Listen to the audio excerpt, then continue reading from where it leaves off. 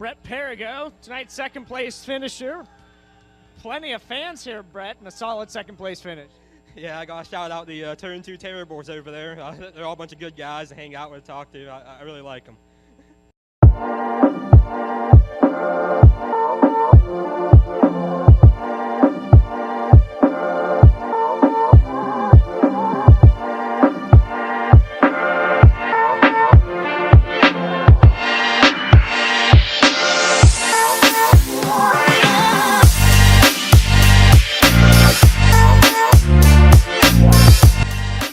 How are you doing tonight, man? Hey, I'm talking here. You know who you're talking to? Macho Man! I'm on my way to Monday Night Raw.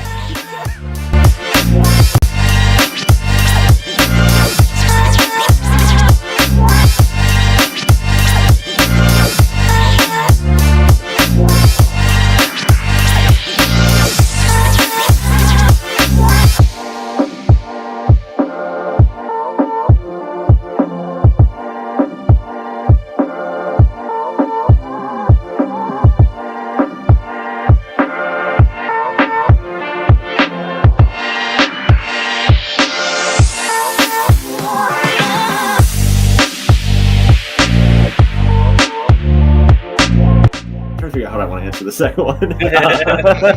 Your choice. It's a trap. I feel like it is. I feel like he's setting up fights in the front stretch is what he's trying to do.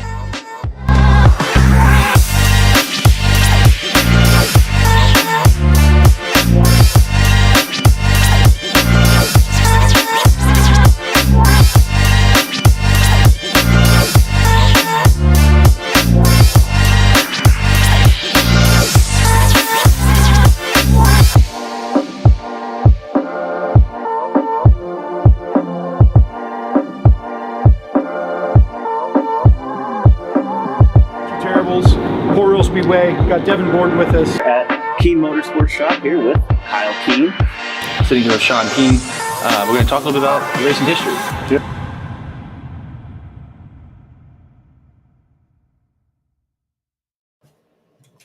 What's up? What's up? Monday, May 20th, 2024. We are the Turn 2 Terribles. What's going on, everybody? Thanks for tuning in on this lovely, beautiful Monday evening. We got a lot to talk about this week. We got Austin Bishop on the show. We're going to talk to him. He got his first 410 win here at Selinsgrove, but not that long ago. He had a good run at Port Royal this weekend, which we're going to talk a lot about that because he got Weikert Memorial coming up this upcoming weekend. We'll be talking about that and much more, everything else from this past week and what's coming up. So, gentlemen, Jeremy, Chris, how are you guys doing? Very good, man. Ready to get going here today. Excited for the show. We got a lot to go over. Yeah, we do. We got a lot to go over. Thanks, everybody, for tuning in. Brad, Randy, Matt, I see you guys in the comments. Thanks for tuning in. As always, you guys are amazing. Just want to, before we bring Austin on, just want to say this episode of Turn 2 Terribles is brought to you by Gutshaw's Automotive. Everything for your automotive needs. They are located in Middletown, 632 South Catherine Street. Give them a call for an appointment for anything you need with, inspections, any type of repairs, the oil changes, all that type of stuff. Anything that you need, 717-944-6888. That's 717-944-6888. Gutshaw's Automotive. All right, so let's not delay any longer. Let's get right into it. Let's bring on Austin Bishop. Austin, thank you so much for joining us tonight. How are you? Good. Thank you guys for having me. Hey, man. Welcome back. Another two-time guest, right? We're racking them up here, I think, right? So we had you in last year, right? You came on before? Yeah, I think it was about this time last year, maybe a little earlier. I can't Pretty remember. similar. Yeah, I think last year, kind of like this year, slowed down a little bit. Everybody has shop nights, depending on how much shit they tore up over the weekend and, how much work do they have to do for next week. So, man, I know we got a little bit of your background last year, and there may be some new fans this year. So, an abbreviated version, but tell everybody a little bit about your history coming up in racing, and talk about how your 2024 is going. Pretty much we started in the quarter midgets, micros, then, we jumped to 305s, and eventually now we're in the 410s. So raced pretty much everything in between. every kind of micro you can imagine, really. 125s, 270s, 600s, XL modifieds, the whole 9 yards, really. So it's kind of nice to be able to jump around, and try different things out. So I want to actually get in. I'm gonna get into that for real quick. You kind of did everything going. You've been in the 410 pretty exclusively. Is there a kind of a different kind of car you'd love to drive someday, or whether it be one race or try it for a handful? Is there something else that you have your eye on you'd like to do someday? I mean, honestly, I'm trying to focus on the sprint car now, but me and my dad have always talked about racing late models or even a modified. And I ran wingless sprint cars, and that was a little different. I only did it twice or 3 times, but anything that has a wheel, I'll race. So Give it a shot. But we're just kind of I'd like to focus on the 410 for a while. Fair enough. Tell us a little bit about how your season's going so far. I have some stats in front of me. I know Jimmy compiled a couple things we were talking about a little bit, but give us your view of how the season's going. I can tell you my observation, but tell us how you think your season's going so far. I mean, I've been real happy with the season. I feel like there's been a lot of unfortunate events. Like it seems like when we're fast, and that's like we got to overcome a lot too. So it's just bugs that you got to work out here and there. Growing pains. But I mean, overall, I've been really happy with the season. We've been passing cars, putting together some solid runs. And it's just kind of getting better in the beginning of the night. That's where we're putting our focus. Get good in the beginning of the night, put yourself in a good position for the end of the night, and you're going to have good results. So that's kind of where we're at right now. And we have so many time trial shows around here now. It feels like that's becoming more and more of a thing, whether it's the timed hot laps at BAPS, just time trial shows in general. I feel like you always got into like time trial season when we got into like July, August, September.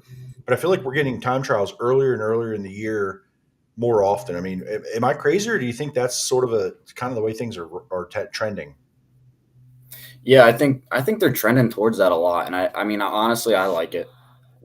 And if you're from Central PA and you don't like it, it's the only thing that's going to prepare you for the outlaw and the high limit guys coming in. You know what I mean? Obviously, it's something that Central PA guys struggle with when they come in. So, might as well focus on it. Might as well start doing it more.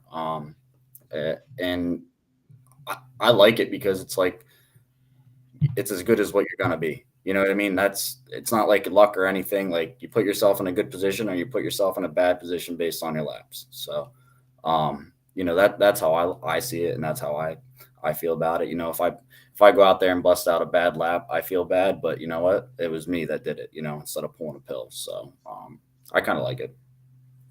So, I guess we'll just kind of get right into it, right? You got to win. You won a 410 race. Selinsgrove Speedway a couple weeks ago. I mean, I don't know if you picked a good one or a bad one to get your first win, but holy hell, I heard that place was blazing fast. Of course, is the one Central PA race I didn't get to this year.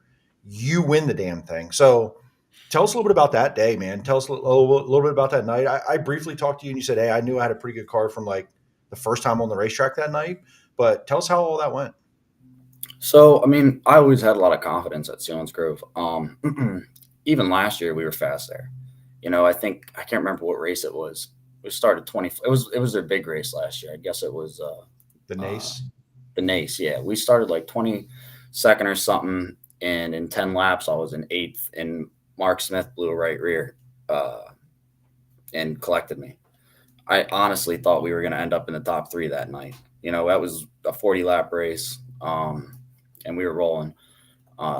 We had good finishes there all last year, 8th, 7th, 6th. It just seemed like we were putting ourselves behind the 8 ball too soon, kind of going back to what I said about putting yourself in a good position for later on in the night. And, I had time trials and busted out a good lap, and it put me on the front row the rest of the night and made some good laps around there. So, I mean, like I said, when you're on the front row on a fast track and, you can make some good laps around there, it's it's easy to put together a good night. So you got, I think you kind of took off and were in second, chasing TJ.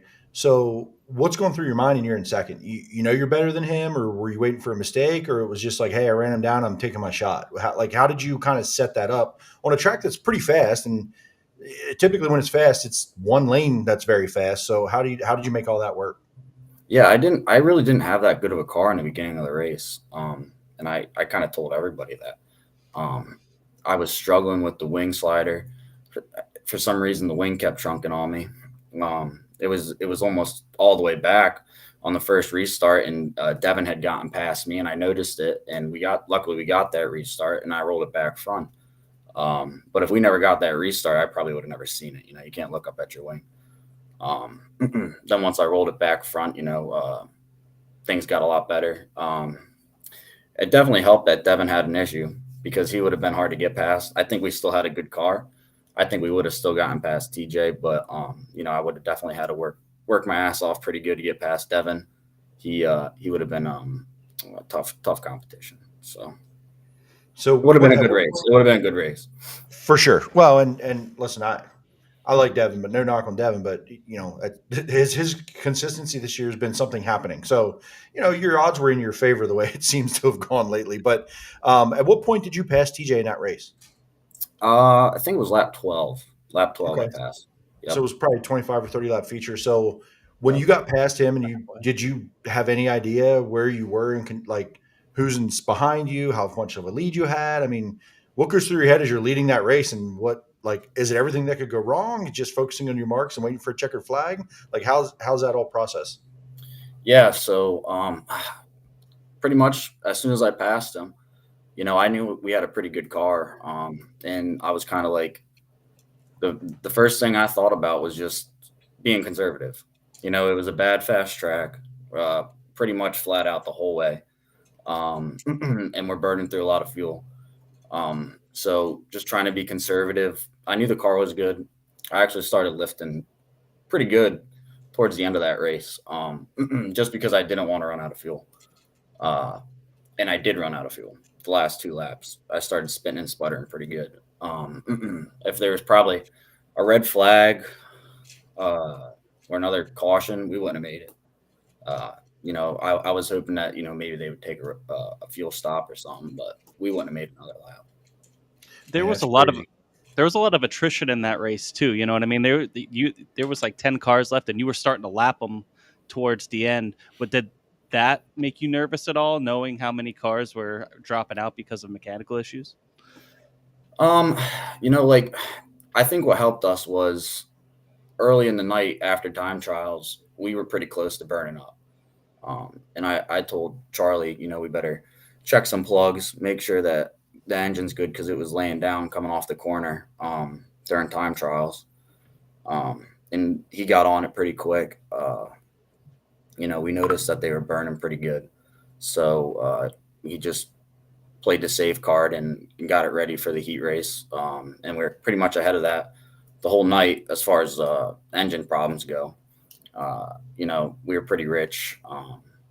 So luckily we caught that early. If we didn't catch that, we might have been in the same boat as Danny. We might have ended up burning the piston down just because it was so fast and you're flat out. So, yeah, and like Jimmy said, a lot of attrition that night. But at the end of the day, you get the win. So, I'm a little bit uneducated with the history of this 35 car. I didn't go to Port Royal a lot growing up, Selinsgrove a lot. I was, I'm a Southern area guy. So Baps, Lincoln, that was kind of my stomping ground. So what does it mean to you to win in that 35 car? That was actually, I think, one of the questions here in chat. What does that mean to you to get a win for Charlie and that team? So it's kind of funny. I never really had anybody that I grew up watching sprint cars with or anything. I didn't really root for anybody. I just kind of liked going and watching. I didn't watch a lot of 410 sprint car races when I was younger. I think my first 410 sprint car race I went to, I was 16 or 17. And then I jumped in, or maybe 15. And I jumped in a sprint car when I was 16. So, but I know when I went, the first person that caught my eye was Tyler Walker. And that's just the truth about it, you know. And I never, like I said, rooted for anybody, but I liked watching him race. And we got a picture together when I went to the track. And I show Charlie it all the time. He thinks it's cool, you know, because it's a picture of me and Tyler. But little, you know, just it's like a full circle moment. You know, I never would have thought I'd be in the same car that he drove. So just stuff like that. Pretty cool. That's and I read an article today. Actually, I think you reposted or shared it on socials. You know, kind of talking about Charlie and how this team still exists, right? Because of some of those things. So, can you tell the people that don't know? I don't know if Jimmy, did you see this article today by chance? No, I didn't. So, Sherry, Austin, if you could kind of, I'm sure you know it. If you don't, that's fine. I can pull it up. But tell us a little bit about that article and the 35 car was close to not being around. Is that what I gathered from that? Yeah. So Charlie lost his son. Charlie and Dawn, they lost their son about 2 years ago to pancreatic cancer. And he was a big part of the team. You know, he helped out a lot with them. I never got to meet him, and I wish I did. He sounds like a good guy. I'm sure we would have got along great. But I never got to meet him. You know, because I started racing their car in 2023. But and basically he just wanted to see the car on the track. You know, he didn't want the car to come off the track. They've been doing it for years. And it was his wish, you know, to keep the car on the track, keep it going. Basically, don't change. You guys love this. You know what I mean? So it's awesome. I didn't know that story. Like I said, I don't know the history of that car a lot. I know it was around. I knew who some of the drivers were in it, but I didn't really know any of that. That was pretty wild to read that. And very cool that the car's still around, that they still want to support the racing and, you know, kind of it's a memory of their son and us, you know, supporting their son's wishes. So that's pretty cool. How's that going in relationship with Charlie and the team as far as ownership, right? Because you kind of, when you came on the scene at 410s, you were in your own deal.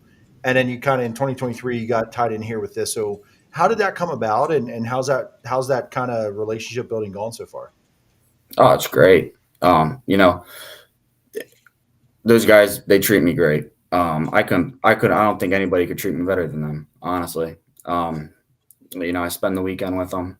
We work on the car. And then we race as much as we can. You know, and we all get along good. Everybody on the crew. We have fun, we laugh, we joke, you know, so it's things like that really make a team good. You know what I mean? So, they do whatever we see we want done or whatever we see we need. It seems like they're good for it. So, and that's what makes a good car owner, you know.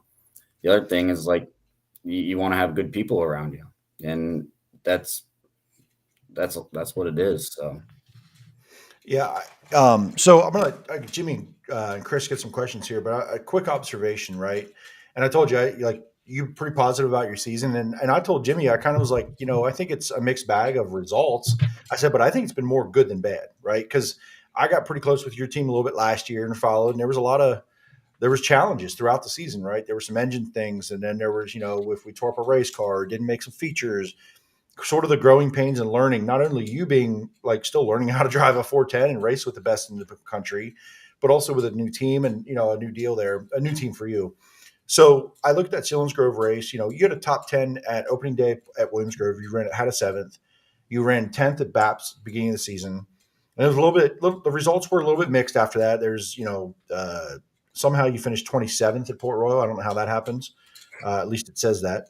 And then you get down here, you get a top 10 at Port Royal on Saturday, April the 20th. And then you win at Selinsgrove. Come back 5 days later and go 14th to 11th at the Grove. 2 bad ones. Okay. So you win Grove Friday, you go to Port Royal Saturday, and that was the big one. With Jeff Halligan, you kind of got wrong place, wrong time. Like you couldn't really do a whole lot to get out of that one. And you junked the race car that just wins at Selinsgrove.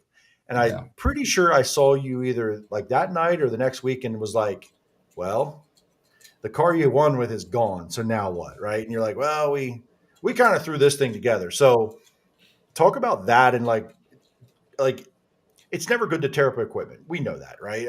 I don't have to own a car to know that sucks. What was your mindset like when you tore up that race car, knowing I just won in it, I know their speed, and we're going to go put another car together? Like, did it phase you at all, or was it one of them deals where, you know, it is what it is? Like, how long did that take for you to kind of get over that?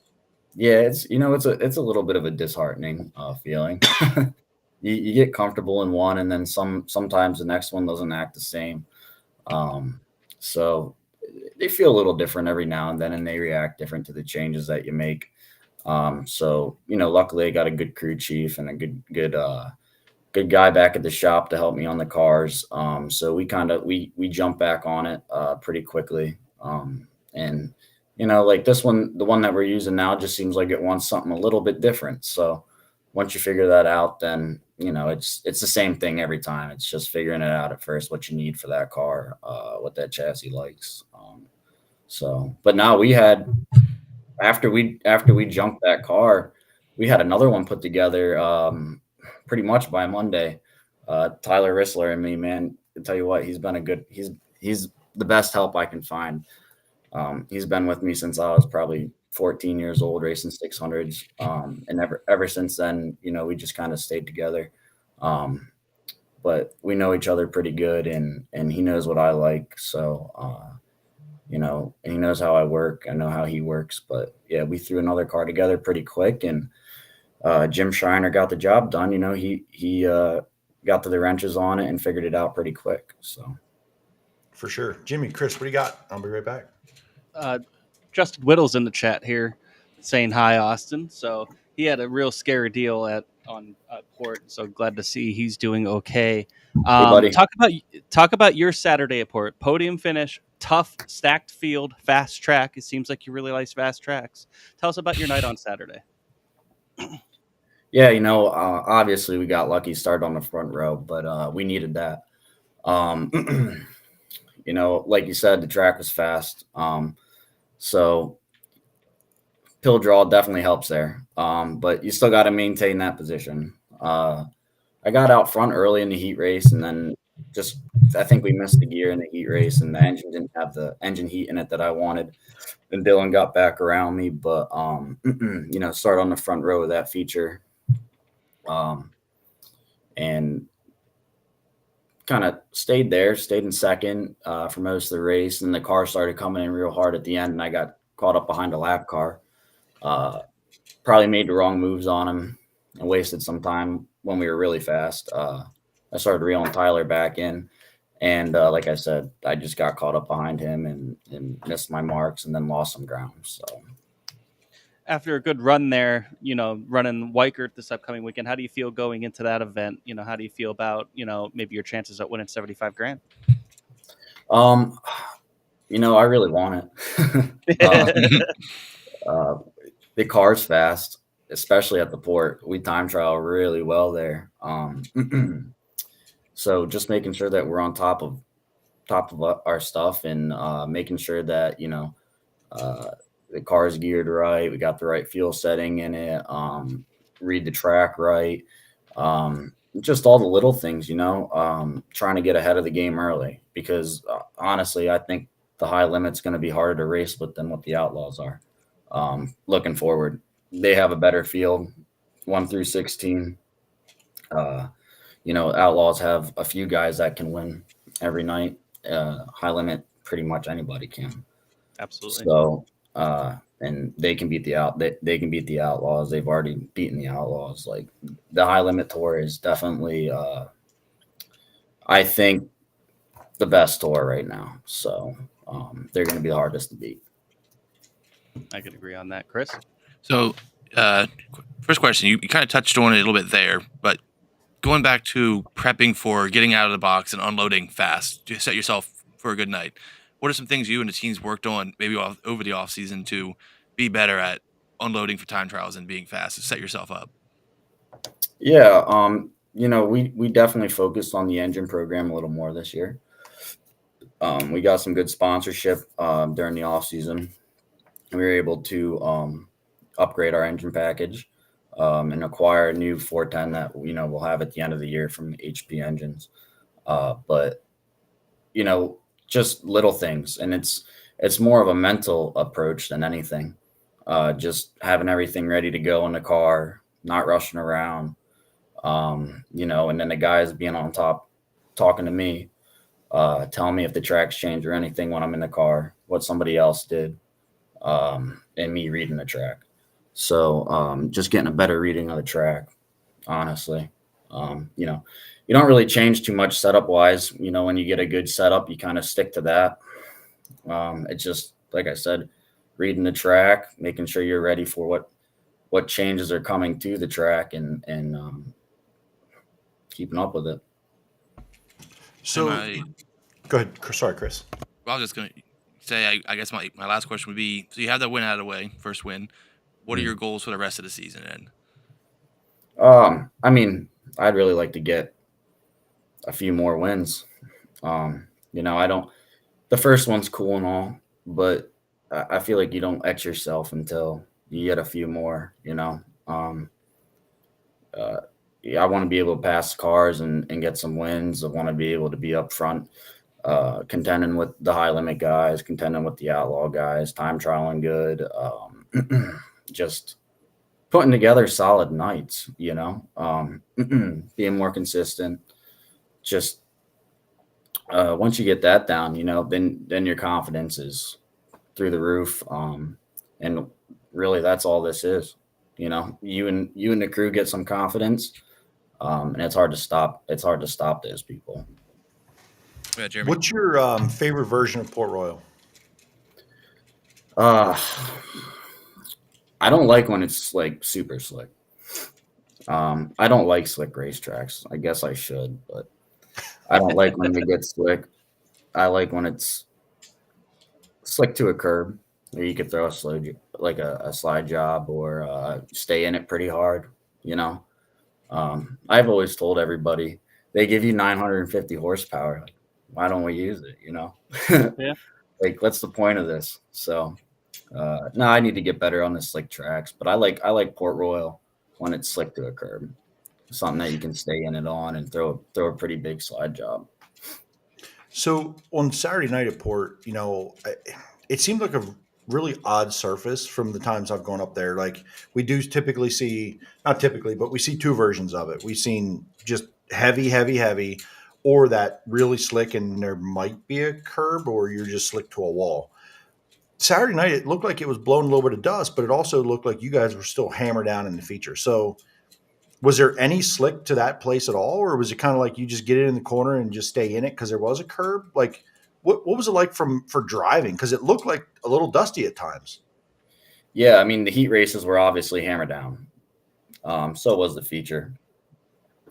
It started to get a little dirty at the end of the race, which is when guys started moving around a little more. Honestly, I think we should have been maybe after the late model feature, one of them. They should have thrown us in about second or something. That way the track would have moved up a little more, and it would have made for a little better racing. But it was pretty much hammered down the whole race, flat out.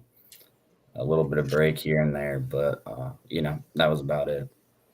When Baston got by you and you slid him back, how what was going through your mind about how aggressive you wanted to be to get that slider back to get second? Like, were you willing to risk a lot there, or was it like, hey, I just got to see if I can make this stick and hopefully hold on to it? Yeah, well, obviously, I knew Courtney was good. He was going to be tough to beat. The only time I had a chance at him was when I was running him down middle of the race. He had clean air there on that last restart. So you got to start thinking about what's going to happen behind you after you throw a slide job. I knew Spencer was behind me, and I knew he was going to throw a slide job. So obviously had to protect the following corner. You just don't want to get caught up throwing too many slide jobs. You throw another slide jobs, maybe marks get past me. Maybe I'm back to fourth now, so you kind of have to know when to tuck in. If I would have messed with Spencer a little more, I probably would have ended up fourth, or getting into another battle with Brent. You never know. Yeah. So, Spencer had a good car too. I knew we weren't catching Tyler, so I kind of just went in a little bit of conservative. After that, I think he got past me, so I just got a little conservative there. Obviously, I'm a fan. I get to talk to you each weekend when I see you at the racetrack. But for you to finish in that top 4 with 3 high limit guys and Austin Bishop third, like, you got to feel pretty good about that for the weekend for sure. And I knew last night probably didn't go exactly the way you wanted, especially your heat. Like, it was there and it just didn't work out like you wanted. But you went 21st to 14th last night. You went forward at BAPS, which isn't a track like you've probably ever set the world on fire at yet, and you don't run there a ton. But I got to think you have a lot of confidence going into this weekend. So I'm hyped to see how you do. It's going to be a hell of a battle. It's going to be a hell of a field. But look, we all know it's those 2 laps, right? You got to put yourself, especially at Port Royal in the heat races. You're not going to come from 8th to freaking 2nd in a heat race at Port Royal very often, especially against the field you're going to be in. So, like I tell Jimmy all the time, every lap matters. So I pick on him all the time because he doesn't believe it. He disagrees. But yeah, man, good luck, dude. Let Jimmy and Chris get you out of here if they have any other questions and do some sponsor shout outs. And I appreciate you being here, man. Sounds good. We'll get to some fan questions. The only question I have is Port on Saturday. Basically, when they were pushing you guys out for the feature, it started misting. And then it was a pretty persistent mist up until the checker flag flew, and then it stopped. Could you tell in the car that it was misting, and did it change anything? So that's funny you ask, because when we were pushing out onto the track, I had my visor open, and it felt like I was getting wet through my visor. And I had asked the push truck guy. I said, I was like, "Is it raining right now?" And he told me no. So I was like, "Oh, all right, well, I guess we're good." So I thought it might have been. Then everybody told me after that it was misting. So I guess don't listen to the push truck driver. Well, Jimmy said the same thing in the infield. I was like, "It's raining," and Jimmy's like, "It's not raining." I'm like, "You're a donkey because it is raining." It was raining. It was absolutely. I'm like, what the hell? I'm getting wet now.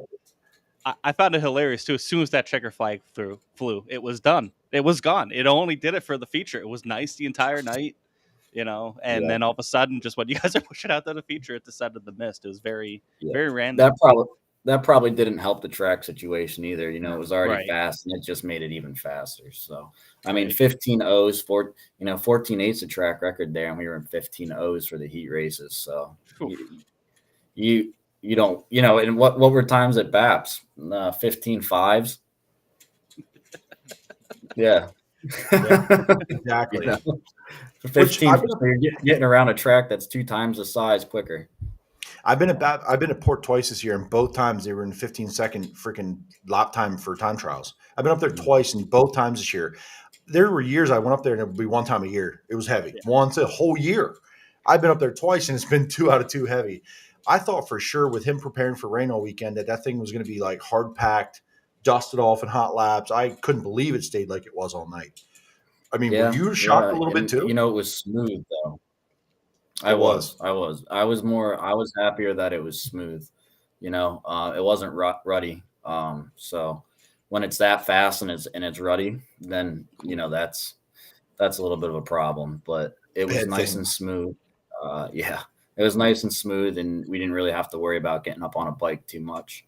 So, yeah, it was good. They did as good as they could with it, They always do. Yeah, they've had such a tough year with weather, and they've been pushing through some of these iffy days, this past weekend, a couple weekends ago. So, yeah, good on them. At least they gave you guys a nice smooth track to run on, even though it was fast. Brad Weatherby asks, Austin, you're one of the most watched posse guys are usually in talks for who to watch. What have you learned from last year to this year that has helped you the most? Honestly, just being a little more savvy, trying to grow as a driver. I guess that goes along with racing more.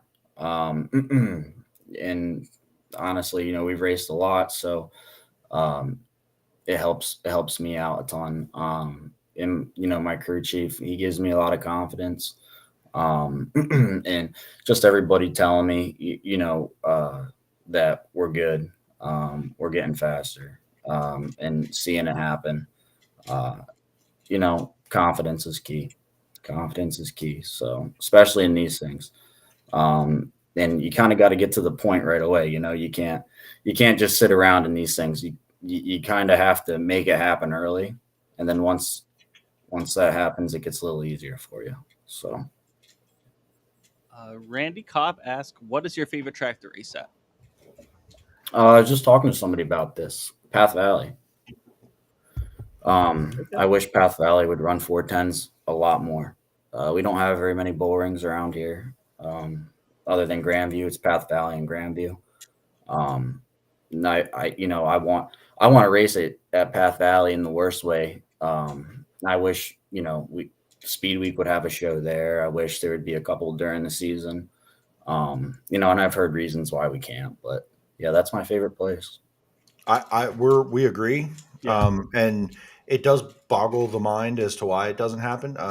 If there's actually legitimate reasons, I'd listen and be like, okay, I'll listen to your opinion, but your opinion's wrong. So everybody on the planet wants a freaking 410 race and more of it at Path, and it's just not happening. So I don't know. If last night, watching what happened at Path and how crowded that place was for late models, all the 410 races that were at Path in the past, place was packed. It can't be because there's not enough fans. So I always heard it was because they didn't have enough capacity to put the cars or the fans. But like you said, I saw that picture from last night, and it looked like the place was mobbed. So with 60 full-size trailers in the pits, like there's not exactly. Come on. Yeah. Oh, and even if street it was just a 410 show. Even if it was just a 410 show, they would attract fans. Oh my God, yeah. Cars. You get so many different cars there. You get 305s, 358s. You get some of the smaller 410 teams. You get Western PA guys. That place could really get rocking. Yeah, I agree. Not just for them to get on the Speed Week schedule, but just more diversity on the Speed Week schedule in general. Try to go to there's a lot of good tracks in the area, and Path Valley is one of them. So that it would be nice to see them. Marie Beasley says, "You looked really good at Port Saturday night." Tyler Koenig asks, "How neat would it be to win at Grandview on Tuesday at a place very close to where you live?" Yeah, it would be awesome. I grew up at Grandview. I remember going and watching modifieds. That was kind of like my first race that I went to. Watched modifieds there when I was a kid. So definitely a lot of family history there. So it'd be cool to pick up a win there, especially with high limit. Randy Kopp says it would be cool to see you win the big Weikert race. Good luck. Matt Trace asks, "What was the best racing advice that anybody gave you that that stuck with you to this day?" Oh man, I don't know. Everybody has their own opinion, I guess. I would say just waiting for the race to come to you. Don't push the issue too much. It's all with trying to be a veteran driver almost. Just being a little more savvy. Push the issue when you need to, and then just sit back and try and be a little better towards the end of the night. And then Ampe says, "Glad to see the 410 stuff finally coming around for you, buddy. You guys deserve it." Shout out, Ampe. Thank you, Ant. So yeah, before we get you out of here, do you want to thank who helps you get to the track each and every night? Yeah. So we have a lot of guys that help us out on this car. Obviously, Cozy Clothes, Moose Meadows, Tensor Aviation, J&J, CNC Landscaping, Ames Construction, 6-1 Vape, B&H Landscaping. So the list goes on and on. HP Engines for all their help. We've sent some engines back here early in the season, and he's turned them around real quick for us. So just got to work through some kinks here, but he's a good guy to work with, Tim. But yeah, hopefully we can keep up these consistent runs and get a few more wins. Awesome. Really, best of luck to you this upcoming weekend. I think you're going to be a threat to to be a factor, this weekend, and keep up the great work, and hope to see you in victory lane a couple more times this year. Thank you, guys. Thanks for having me. Thanks, man. Good to see you, brother. See you this weekend. Catch you later. See ya. Thank you, Austin. I think who said it? Brad talking about how he's one of the a posse guy to watch. For sure, we've been talking about him a lot. He got the win at Selinsgrove against not a slouch field at all. A lot of really good cars, fast cars. And he's been knocking on the door at these other places, Port Royal. I mean, to run third at Port Royal this past Saturday against that field, I mean, not just the normal Port Royal guys, but then, you got Danny coming in, you had Macri come in, you have some high limit guys come in, just a really good field. So a lot of good things, I think, on the horizon there for Austin. No doubt. So let's get into this past week's action. We're going to start with Friday night at Williamsgrove. Lucas Wolf grabbing the win Friday night. Good to see him get a win. Freddie Raymer second, Troy Wogman third. Full field, 27-28 cars or so. And then you also had 358s, but let's start with the 410s. Like I said, Lucas Wolf with the win. Guys, what did you guys see from this on Friday night? I think it was a surprisingly racy surface, especially to feature a lot of battles throughout the field.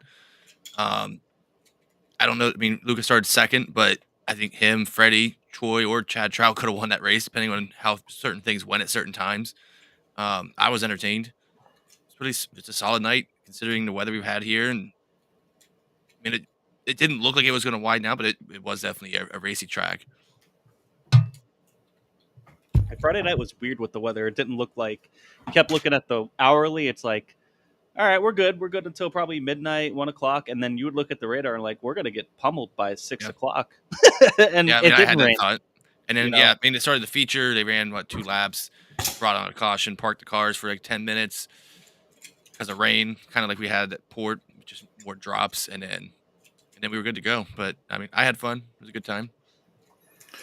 Yeah, track was fast again all night. A little rough, a little bumpy. Actually, was it really? No, it was actually really good. I'm sorry, I was thinking of Babs last night. Babs was weirdly like bumpy, ruddy early on. But no, it was fast again. Another fast track for Williamsgrove, which we kind of all expected. The weather was a little bit, we weren't sure. It was supposed to, one of those systems where it was going to get to the mountains at night. Did any of it sneak through? It rained a little bit on my way there. It drizzled a little bit to start that feature, and I don't know if they had a different weather radar than I did, but like they should have just left them on the track 3 or 4 more laps under caution, do 1 or 2 hot laps. That track was ready to go. They pulled them all down pit road, told them to get out of their cars. They could do anything they wanted to the cars, change anything you want. And then they had to they ran a couple laps on the track and it was like ready to go. Like it just seemed like they kind of really went super aggressive on like Parkham. When it was pretty much done as they were just getting into the pits, it was like done. So I don't feel like it definitely seemed like an overreaction a little bit and just time. It was just like, come on, let's go. Come on. Like, so other than that, man, it was like Lucas Wolf continuing that, showing that speed. Got out front there, did everything he needed to do and did everything right. Very veteran race from the lead. Protected the bottom. Did what he had to do there and didn't allow Freddie really to kind of dive bomb him at either end, and he held on for it, drove his ass off.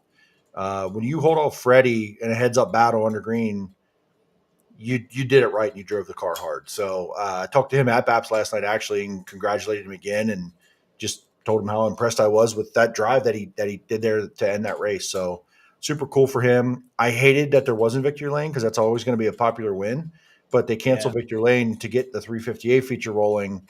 So, kind of sucked to not have that roll into Victory Lane. I don't think Lucas cares, but I care. I thought, that's a popular win. So he'll gladly take the check in silence for sure. So, but it was cool to see it, no doubt. Troy had another good run. I feel like he was there. I mean, that battle in the top 5, man, they were just like, I almost need to go back and watch it again because I was standing there watching it, like taking photos. but I didn't get to enjoy it like I should have, like I did, but I didn't. But I was only seeing a small segment of the track. Like I wish I would see it all there and been in the stands to watch it, because damn, those top 5 were just under a blanket. Like it was a war without, like, not a ton of passing through it, but man, they one slip up and somebody was going to go backwards. Like it was that close and that good. And that's kind of what happened to Chad Trout. He was making a move on Lucas and almost had him, slipped up off 2, and that's when Freddie got past, and all of a sudden he kind of faded back some. And even Lucas they were getting through traffic. It was, like you said, not a lot of passing per se, but there's definitely a lot of positioning, and guys are ready to pounce if you messed up at all. Yeah, Christopher Noel here says 1X Chad Trout would have won except for a lap car in the way. Can you confirm this? He was fast enough too early in that race. Him and Lucas were pretty far out there, and while Freddie and Matt Campbell and Troy got through some traffic, but he had a shot at one point to get the lead coming off 4, and he even closed back up off 2. So I think if he gets the lead, it might be him controlling the race from out front. Same thing as Lucas. And I mean, he was out there leading a couple weeks ago until he ran out of fuel. He's been looking really, really sporty, especially at Williamsgrove lately. So he's another one, kind of like Lucas, where it's you're not necessarily surprised by the speed. It's just we haven't seen it consistently in a while. And so I think Lucas and Chad are kind of both in that same boat where they're, especially Chad, he's knocking on the door for a win, and Lucas got a couple now this year, which is great. So very happy for him. It's good when guys like that are also contending for wins here in PA. It's not just Freddie Raymer every week. It's not just Danny Dietrich every week. It's not just Devin Borden every week. We're starting to see a good mix of guys that show speed weekly. And these are guys that we know have speed for a long time now. So, Lucas is such a following when he wins. It's like Jeremy said, it's always going to be a popular win. Absolutely, especially at Williamsgrove. The dude grew up there. So, Matt Campbell was hard charger. I think did he go 15th to 5th, something like that. I think something like that. Great run for him. He's been a guy that we talk about that has speed, and who knows what happens if he's starting up front a little bit closer. Listen, I actually ran into Matt last night at Baps in the pit area. He saw me, and I was like, "Oh shit, you're not racing. You're here." Like it just like it. I was like, "Oh yeah, hey, what's up?" Well, and I was and he was walking around with car owner, crew chief on the X car and the 16, I guess here, and they talked about just kind of figuring it out. They haven't had it out much this year.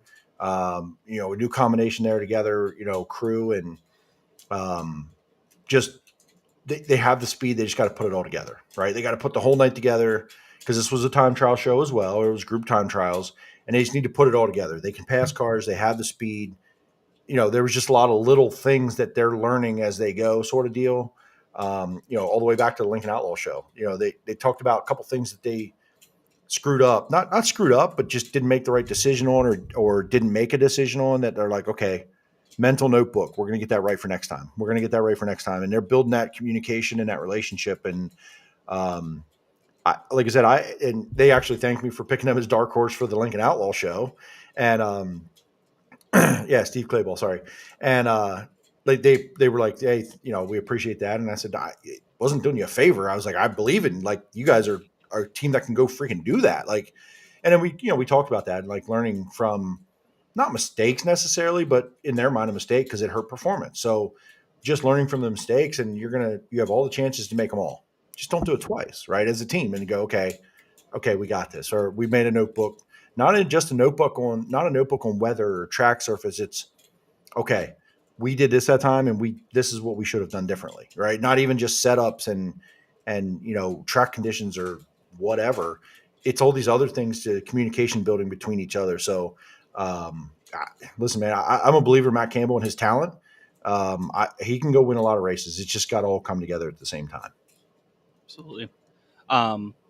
Troy, I want to give a shout out to Troy because he has moved up to second in the Williamsgrove points now after this week. So and Lincoln and Baps. Okay, he's second in all of them going into this weekend. So he's a big Turn 2 Terribles fan. So shout out Troy, go get him. Logan Wagner, again, just seems like every time in this 69K car when he goes to, because he's not a guy that used to go to Williamsgrove a lot, especially when he was in the Zemco car. Seems like when he's in the 69K car, when he does make a relatively rare appearance at Williamsgrove, he's running up in the top 10. So that's cool to see because, he's just doesn't run there very often. So Dylan Sisney with another solid top 10. Austin Bishop had an 11th place finish. Kyle Keene making the feature, running 20th. Good job for him. Another solid full feature for him. Just going out, doing his thing, getting laps, running competitively, getting better every week. So shout out Kyle. Anybody else that stood out to you from Friday night 410s? I think Kyle Reinhardt, good run for him. He needed some good finishes there. I watched Kyle pretty closely, and good effort for them for sure from Williamsgrove last week. They just didn't go well. They've had a few of them, just nights not going well. So it's cool to see him get a top 10. Borden was fast. I think that he had speed there. Just got to put, again, another guy, just got to put it all together. Like so many times, the speed is there that whether they time trial good and then the heat goes bad, or, some of the feature happens, or, they screw up time trials and then they have to pass a bunch of cars. It's that same story of like, okay, let's put it all together. You got to have the speed. Every lap matters. So they all matter. So it does. And it time trial shows it all matters. Every lap in the heat, every lap in the feature to set you up to contend for these wins, because they are not freaking easy. They just aren't around here. So, Dylan Sisney, consistency, Mr. Consistency for sure. Justin Whittall has shown you speed this year. He was running inside the top 5 the other week at Williamsgrove when he wrecked.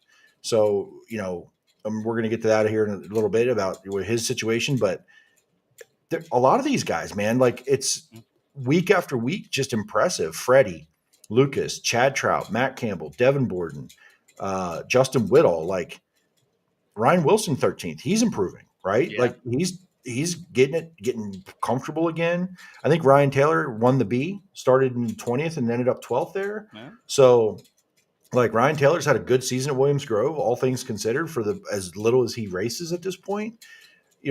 And Williamsgrove, listen, I don't know what's happened this year, but Williamsgrove and BAPS all of a sudden are getting full fields every time. And more. BAPS actually is almost averaging probably 40 cars a race. Yeah, they're at least 35. Yeah. 35. But like last year, there was times where they had 19, 20 cars, and we're like, what the hell? Williamsgrove last year literally had, if they weren't for some invaders and part-timers, they'd have 12, 13, 14 car fields. Mm-hmm. This year, they ran a B every night, I think. Pretty close. Yeah, like it's just. What do you think? What do you think that reasoning is? I have no damn clue. Maybe all the rainouts, and there's just some of the new names there. You see Nash, you see JJ, you see Kyle Keene, see Tony Jackson. Derek Howe wasn't really a guy. Kyle Williamson. I think we just have more cars in general in that area. I think is a big part of it. Yeah, so I was talking with Kyle Keene actually, and we kind of lumped it into. Everyone kind of had the same idea: move up out of 58s. A lot of guys did anyway. But also, I think all the rainouts that keep happening. Like we already knew Lincoln was canceled, so you kind of knew to race off the schedule for a lot of guys. If they were going to pick and choose, they're going to go where they can race. And same for BAPS. I mean, I think that's a lot to do with it. I mean, and the track service has been good. Yep. Dave Scott Smeltzer says point fun this year, but I don't think that changed from last year. Last year was a really good point fun for both tracks, Williamsgrove and BAPS. And now here's the thing, though. I think what you're talking about last year, Williamsgrove only getting like 15 cars some nights. That was in the dead middle of summer when there's a lot of traveling going on and stuff like that. So I'm more kind of like, hey, let's see what happens in July. But it's either way, it's good. I mean, you're right, though. They are getting more full fields this year than they were last year. So it's a good thing. It's never a bad thing. But I am kind of curious to see what happens middle of summer here.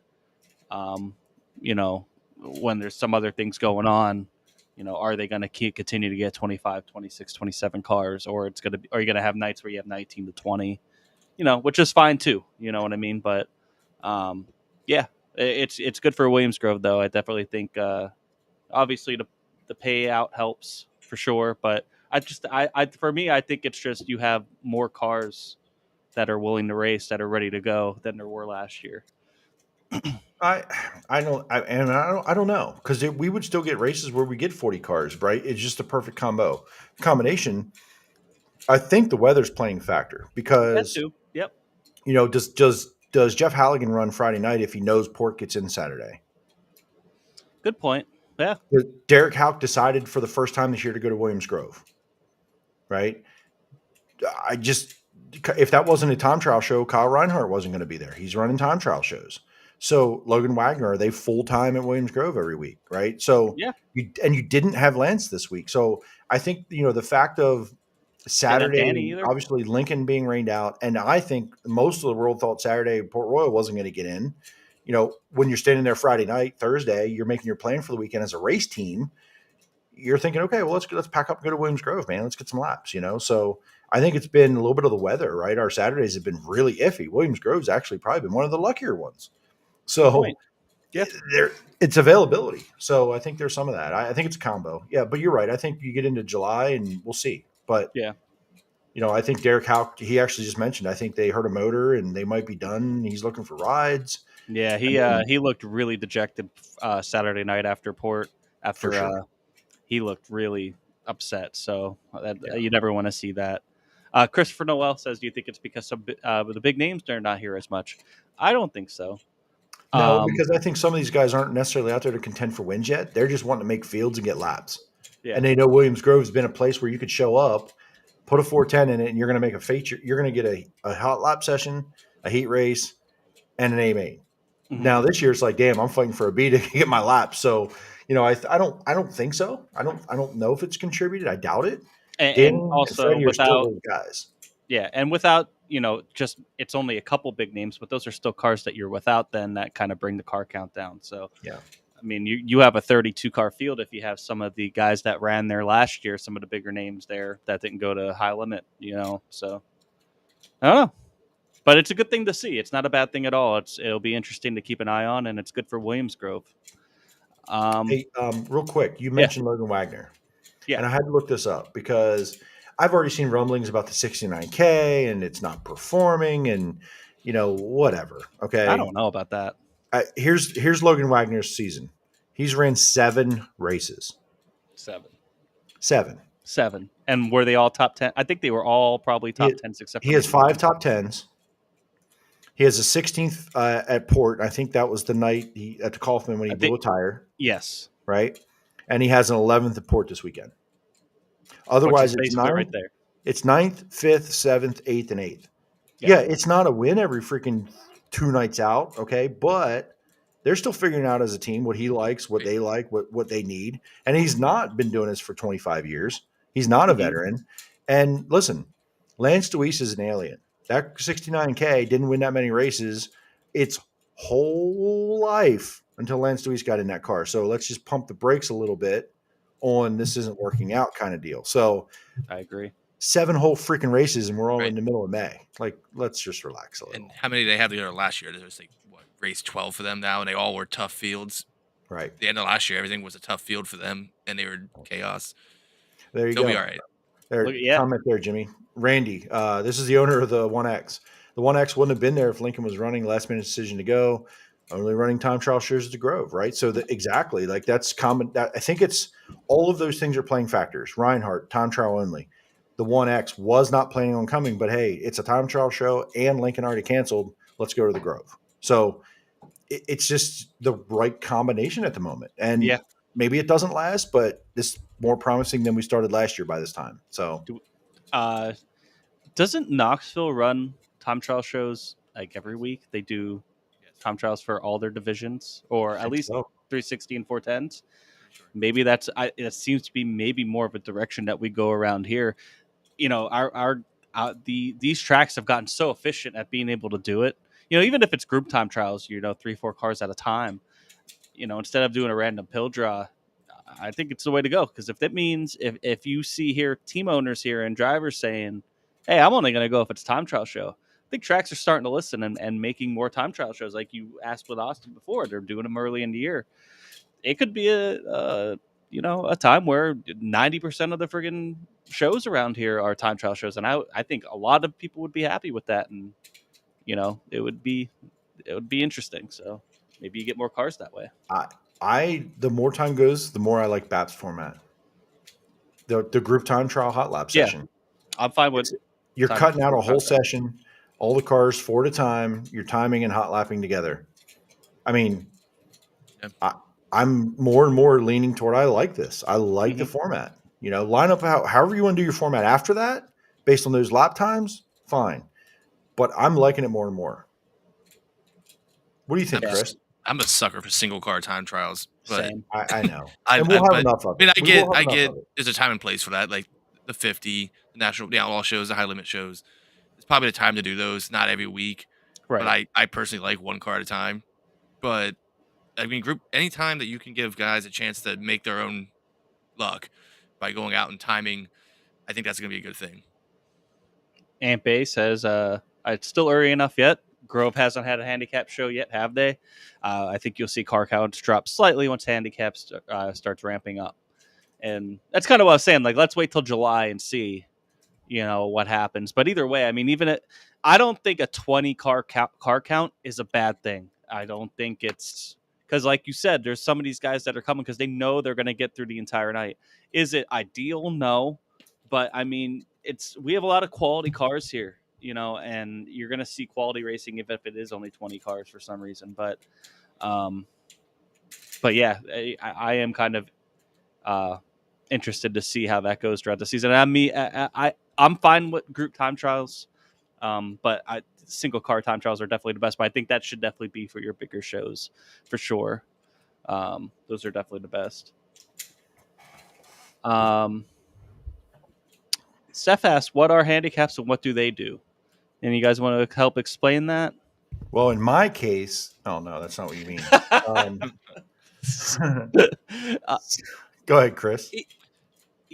Depending on how you do it, I mean, usually it's going to take the fast guy, put him in the back, or make him have to, like a guy like Freddie, and we use him as an example. Lincoln last year had to start 12th almost every time, or last in his heat, get to the redraw, start 12th again. Sometimes it goes off money, points, whatever. Yeah.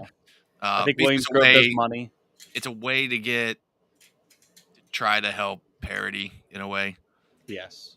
Yeah, it puts the guys that are fast, that have proven that they're fast every week, kind of makes it a little bit tougher for them, shove them back a little bit, make them have to pass cars to win more races, which is why you saw Freddie last year at Lincoln do it all the time.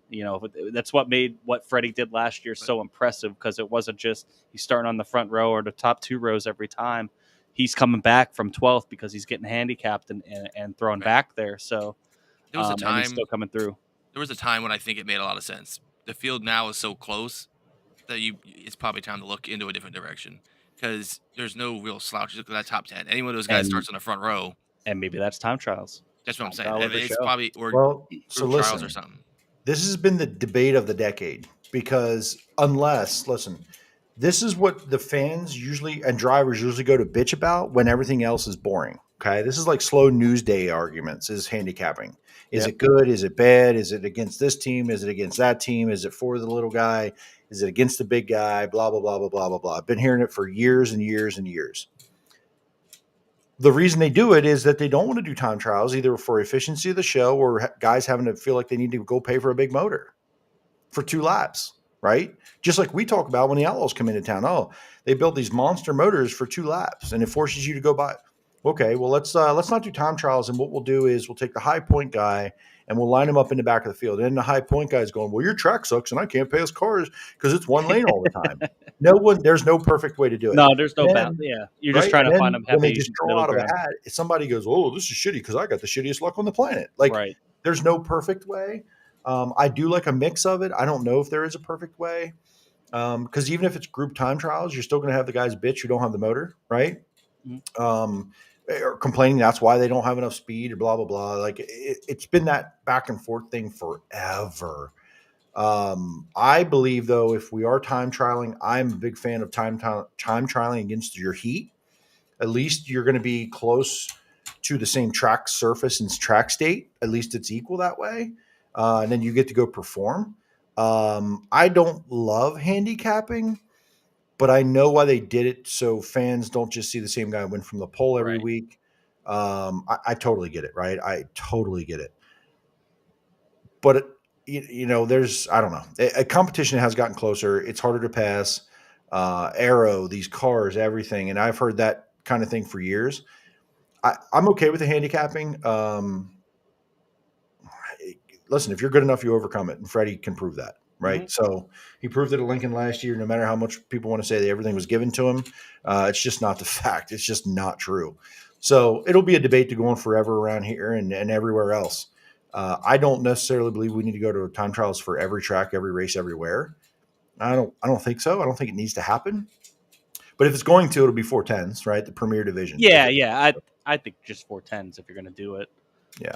But and I think, like you said, competition is so close to cars are so close these days that you're seeing guys like a Reinhardt or Chad Trout saying, "Hey, I'm only running time trial only shows here." Why? Because they can at least control it in their hand a little bit more. And the thing is that draw still matters a lot for that. You know what I mean? It could, if there's 30 cars there and it's, you start getting in these summer months here where it's hot, it's going to slick off quicker. Shit. I mean, there could be a big difference from going out first to 30th. You know what I mean? So there's still a little bit of that. Hey, you got to work all night type of thing. I don't know. I don't know if there's a perfect way to do it a weekly way, but I do think more and more time trial shows are the way to go. And handicapping is kind of, especially when you could just do kind of like a redraw invert type of deal. Hey, pick a number out of the hat and we're going to flip you guys to top 8 or 6 or whatever you pull out, or you just do a full redraw or whatever. You're already mixing up the field enough, in so many different ways. Handicap just kind of is just another way of doing that. Yeah. All right, so let's go from there. Hold on, before we go. Randy Kopp says, somebody started last this weekend and won an open wheel race. Can't remember, too many bong hits. Okay. Love you, Randy. And then this was some, Darren Pittman in the 69K for the big shows. Yeah, and which is why I was kind of saying, hey, look at Logan running top 10 here at Williamsgrove. Maybe he should get more. It'll be cool to see Darren Pittman in the 69K, and that's their deal that they got. But it would be cool to see Logan be able to run some more things other than just Port Royal. And it's cool to see him at Williamsgrove when he can. Darren Pittman wins the National Open in that car. I'm going to lose my mind. All right, so let's go to the 358 feature real quick. Andy Best wins, Ford powered, over Derek Locke and Steve Owings. Chase Gutshaw fourth. Shout out Gutshaw Automotive and Chase. Kyle Spence seventh. Wyatt Hinkle sixth. Logan Rumsey fifth. Nasty wreck for Sam Miller. That was pretty scary. Samuel Miller. That was an early one. I got nothing. I don't want to even talk about it. I'm glad he's okay. Bad situation all around. I've heard a lot of things the last couple of days about it. A lot of debate. I don't know. I will see, but I'm glad he was able to get out of that. That was one of the more gnarly wrecks I've seen. So glad he was okay and able to walk away from that thing. So, kudos to his family and team for putting good safety equipment around him to keep him safe. He's a young guy and he's a rookie in that division. So just glad he was able to walk away from that deal and, go get checked out to make sure, make sure he leads a good, healthy life, man. It's, this is a hobby at this point, whatever he wants to do in the future, to make sure he has all the right stuff now is worth it. So Andy Best, man, fantastic night for him. Best I've seen that 34 car look. Absolutely a rocket ship all night. But I'll tell you what, Derek Locke looked like Derek Locke a little bit Friday night. He was coming at the end. He was running him down. That ends up a 2, 3, 4 more laps, man. Derek Locke is there. So great run for him. Chase Gutshaw overcoming the handicap. We just talked about it. He went from like 9th to 3rd in that heat, and it was like 9th to 5th in a lap. Like he just said, okay, see ya, around the top of 1 and 2. And he freaking sent it there, man. And that top 10 right there, if you look at that top 10, that's as good as it gets, guys. That Adam Carberry in 10th is a URC driver. Mm-hmm. A good one at that. Doug Hammaker to run 8th. Kyle Spence 7th. These are guys that won races. Cody Fletcher is really good in that division too, finishing 13th. Yeah. You know, just So the 358 division is really, really tough. I mean, I know we've talked to other 358 guys, but it's so tough from top to bottom. Good for Kyle Spence. I think is he second now in 358 points there? Or? he may have been. He went into the night. I know Nat Tucky was second going into the night. So, and he wasn't able to be there. He had one of his sons got married. So, so maybe Kyle has taken over second there. I don't know. I didn't look at it today. Ant could let us know on that, and I want to know from Ant if you guys are going to start points racing there now. I saw Ant. I was so starstruck when I saw him. I didn't know what to do. Ant says yes, we are second now. So good for him. He's 7th place finish. They got that car ripping. But we are not points racing. I don't blame you. That'd be tough to commit to. But yeah, just that's really it from the 358 feature. Just another. They had another really good. Was it like 30 358s somewhere around there? 30 and 31. Like I forget the number, but yeah, right around 30. So good car count there. 358s this Friday will be a big diamond for the first. I think it's the first summer series race, or at least at Big Diamond it is. So that'll be interesting. While Friday night at Grove, we'll get into this later, but for 10s for the Trone Tribute, we'll have 305 sprint cars. But if you're in the area of Big Diamond, go check it out. 358 sprint cars should be a lot of fun there. Big Diamond's in Pottsville. That's where I was on Friday. It was a freaking marathon for the sportsmen and all the modifieds. I think you guys were way home from Williamsgrove already. Yes. And I live 24 miles-ish away from Big Diamond, and I didn't even leave the track yet. It was a marathon. Just real quick, just the wingless sportsman race. There was a lot Mm-hmm. of attrition, scary wrecks. There's a big one like Daytona, Talladega type of style, big one. Trent Yoder ended up winning. Brett Perigo finishing third. Brian Holman one piece. There's 6 cars that finished. And the modified races were pretty good. I think Eddie Strada won the 358s, which I remember seeing him winning a speedster race. I know he's a micro guy, so he's just kind of winning a little bit of everything. And then they had rookie 602 modifieds as well. And they had the EMMR laps that they do. They had them there too, and it's always just so cool to see some of those cars that they put out there running. Some guys just out there still hauling the mail. So it was a cool. It was a long night, but it was a cool night. The sportsman, the wingless sportsman pit was a little tense after, because there's a lot of torn up race cars, which is a shame. So I hope everybody's okay and can get back to the racetrack this weekend. But that's about all I'll say on that. Since there is no Roland podcast this week. I will say Eddie Strada also has a few starts in a 358 sprint car as well. Oh, I didn't know that. When Logan Rumsey broke his arm last year, or the year before, his rookie year, Eddie Strada ran a few races in that car. Oh, okay. Look at that. The more you know. The more you know. Put the star up, like on NBC. The more you know. Yes, I did say only 6 wingless sportsmen finished. It was a marathon. It was like over an hour. There's a couple of red flags. There were some rough wrecks. And there were some heated, tense arguments from what I've heard I was kind of there, but I didn't see it, but in the pit area. So yeah, just hope everybody can go ahead. Half the field wrecked, and the repair bill was like $37.62. So It's a bad day to be buy a wingless framing those sportsman. things at Dollar General, I think, from what I've gathered, and that's a good thing, by the way. Cost efficient racing. Yes, absolutely. Yeah, but still, competition and emotions get involved. But yeah, the repair bill wasn't very steep for all those cars that were wrecked. Yeah. Yeah, and the one wreck was car went out. Gabner. Gabner went out of the park. That was scary. That was a tense moment. That whole car, the car got taken back to the pit on a rollback and on a tow truck. On the rollback was the back and the front end, and then the frame was on the tow truck. I never seen anything like it. So Hope everything's good there. But yeah, so that's all I'll say about that. But yeah, if you're in the area, definitely go check it out. It's a cool little racetrack. It's a tough track. It's definitely unique. And I'm sure 358s will put on a hell of a show there.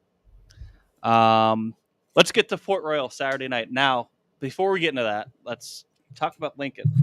A little bit of controversy, but I don't think so. I think it made sense. They were going to have their fallen firefighters race, which isn't just a race. It's an entire event all day long. You know, there's a the parking lot party with bands, games, stuff like that. It's an all day event. There's a lot that goes into it. And they made the call on Thursday because looking at the weather, it looked like it was going to rain most of the day Saturday. And it did. It rained until probably mid-afternoon. So they decided, hey, let's reschedule this for a nicer day because you don't want to just try to take a race like that and just try to push the race in. They probably could have raced, maybe. But they would have probably had to cancel all the other stuff around it. So what's your opinions on what they did? I think it was a good move by them. Give that show the proper time, Exposure. and the proper exposure to be what it should be. They're the ones signing the checks, so I let them run their business however they want. That's fucking weak. You pussy. I mean, listen. if you're gonna cancel it, I guess cancel it early. I don't know. We all thought it was gonna rain. I don't know if it's because I changed my name or we had a magic pearl to get Port Royal to race or not. I don't know, but something happened that Port Royal got the race. I don't know. I think it was fine. I'm okay with it. Yeah. I mean, they took a chance. Listen, they take a chance to open themselves up for criticism by doing this. This is very un-Lincoln-like to go this soon. But I'll tell you what, when I left my house to go to Port Royal, my driveway and road were wet. Like, it was still misty and raining south. So Lincoln is a lot further south than Port Royal. Everything was kind of like, hey, the further north you are, the sooner it dries up, it gets out of town. I agree 100% with it. I think it would have been an absolute mess in the parking lot for the festivities. Yep. And yeah, 100% agree with what they stated that event deserves more. Yes. And hopefully that works out for them in the future. Could they have raced a race lot that night? Probably. Lincoln's good enough to get that done, but not with that event. No, I just don't see it. So yes. Listen, in Port Royal, it wasn't without its own little mist and we talked with Austin. It was pretty damn wet when I left my house down here, and I'm due east of Lincoln, like on the same parallel, right? They did the right thing. That's my opinion. Yeah, I agree. I think it was just kind of shocking to see them do it on Thursday. And Port Royal has a magic pearl or something that makes them get races in. No, they don't. They've been rained out more than anybody. Yeah, they used it this week. They did use it this week. Brad Zerk says Fred Putney at L&M Tire on Friday said they were saving money. Yeah, I don't blame them. They would have. I don't blame them. Exactly. And like I said, with that event, they're putting a lot of money into it to put on an event. It's not just the race; it's the event around it. So yeah, correct. I mean, if you're not going to get anybody there to enjoy the event, why do it? So I think it was a smart move. And yeah, they could have maybe just said, "Hey, we're going to just run a regular 410 show," but why? Why say that and then maybe you don't even get it in anyway. So I think it was the right move. So good on Lincoln. It was just kind of shocking to see him do it on Thursday, but I still think it was the absolute right move. So Port Royal Saturday, you had some high limit guys come down because Fonda got canceled for high limit that was supposed to originally run on Saturday, and now the next race is Weikert this upcoming week. So why not come down and get tuned up? And some guys did, and that's why you see two high limit guys at the top of the list there: Tyler Courtney, Spencer Baston, and then our guest from this evening, Austin Bishop, round out the podium, and you have Brett Marks there. You also had Corey Day, who's just, man, that kid is so freaking fast at Port Royal. Two times now he's been there, but can't get into a feature. He can't run any laps in the feature. So it was an interesting night for sure. It didn't seem there's a lot of good guys buried in the back, and there's some good battles. It started getting racy more towards the end. Tyler Court, a lot, people say that there wasn't a lot of passing. but Tyler Courtney went from 10th to 1st. So, I mean, he still had to come from and pass a lot of cars to get up there. I thought it was going to be Chase Dietz's night going into it. I think he was starting like 5th or 6th or so, and I thought, this could be his night. But it wasn't quite. He still had a good, solid top 10 finish. Garrett Bard led a lot of this race. He started on the pole and he stayed out there. Like, he led probably the first half of this race at least, and He led until like 9 to go or so, 10 to go. Which was surprising because, I mean, sometimes the way the redraw works and everything, you have guys that start up front that you don't really expect to, and you kind of expect them to cut. But I mean, he didn't fall back to 5th until like the last lap. He was set up in a podium position pretty much until the last couple laps there. So, what'd you guys take away? You guys were both there with me on Saturday. What'd you guys take away from this? Good night to be at the track. I mean, it wasn't the Port Royal, like Austin said. It's not the Port Royal that we all love, where it's multi-groove. It was getting there towards the end. It was fast, hammer down, but still a good night. I mean, obviously there's passing if you're good. Since your base did moved up. I mean, Brent Marks came from 9th to get up there too. I think you're gonna have that when, like I said, the weather conditions are what they are, and they had to prepare for potentially some kind of rain to avoid having a complete potato of a show. So all in all, I think it was a solid day. I mean, solid night at the track, and it's the best you could hope for, really. Yeah, Port was a handicap show, but that was a handicap from the top 3 from each heat. It was a draw for heat lineup. Yeah, it's like right. Draw for heat lineup and then handicap. So that's why Courtney was 10th, Brent was 9th because they had been there all year. So, super fast racetrack. You know, Tyler Courtney, Spencer. I'm honestly impressed with Spencer Baston here because, you know, he has not really shown that kind of speed on the half miles. So that was, I'm sure he's feeling like pretty damn good about his result there. Brent was in 7th until that last restart and went 7th to 4th. He really had speed, but it wasn't like this like Tyler Courtney kind of speed. So good restart. Garrett Bard, man, super impressive. Like, they got a motor, they got a program. It sounded like the motor was starting to overheat, and that's why it stumbled on the one restart at the end. You know, but to hold off and lead as many laps as he did in that race just shows you what the capabilities are with both Garrett and his program. I think he surprised himself a little. I think I read an article Jeremy Elliott posted that he was even like, wow, like, we're hanging in here. Like, we got something. So, you know, they really went to work in the off season, put a whole new deal together, and just super impressive all around. Austin Bishop, obviously, we just talked to him, hung around. And actually, it's funny. Dallas Shot just chimed in and said it's the fastest he's ever gone in a race car, in a sprint car, and it was badass.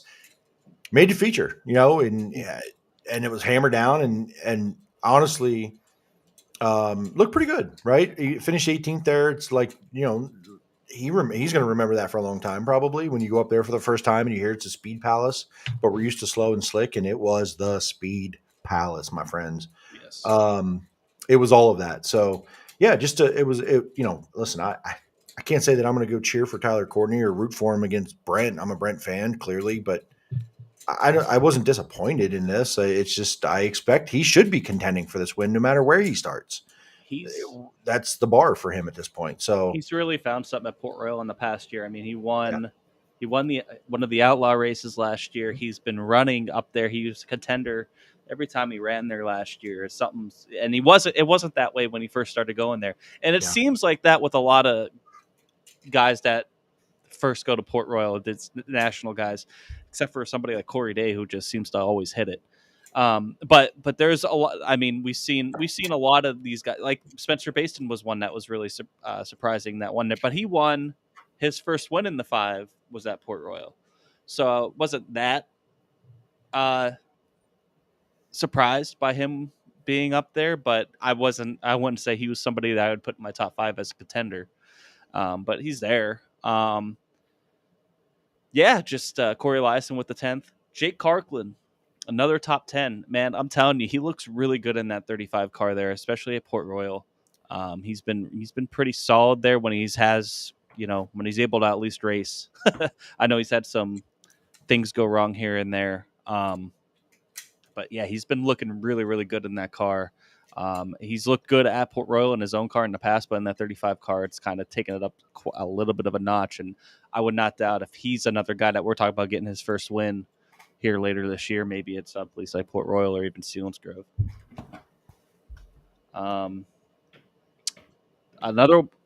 Some other storylines from this: Anthony Macri missing the show. Just had a tough night. What I can't remember what happened to him in his heat. They said he said that they thought they had a flat tire, so they pulled Yeah, off, and they he couldn't pulled get back off, out. couldn't get back out. They had to go to the B and got the 5th, couldn't quite get to the Yeah, final spot. he was coming. I really thought he was going to get there, but he couldn't quite finish it off. He had to come from all the way in the back of the B, which was almost a full B. Well, like half full B, because there was 37 cars I think they had there, 35, 37, something like that. Yeah. So it was a pretty stacked B main. Danny won the B main. He ended up coming from 13th on used tires. He said didn't want to throw new ones on for what to maybe get to 10th. But yeah, just there's a lot of good big names like in the back half of the field. You had Danny, of Lucas Swift, Lance DeWeese, Devin Borden.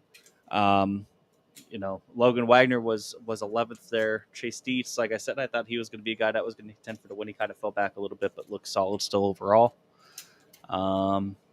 And yeah, Corey Day, man, if he gets to actually run some feature laps here, he's going to contend for that $75,000. He just looks really good there. The 2 times he's been there, he just doesn't seem to be able to run the feature because something goes wrong. He was in that deal with Justin Whittle. Glad to see Justin that was in the chat, and sounds like he's sore but okay. That was a scary deal. But he was also involved with that, put him behind. He ended up making the feature, but not being able to run any laps.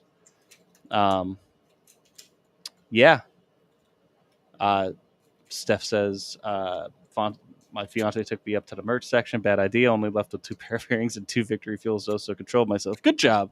That was their second time to Port Royal, and but her first time up to they didn't really go to the midway or the whole new merch section for all the teams there. And the way they have that set up is awesome.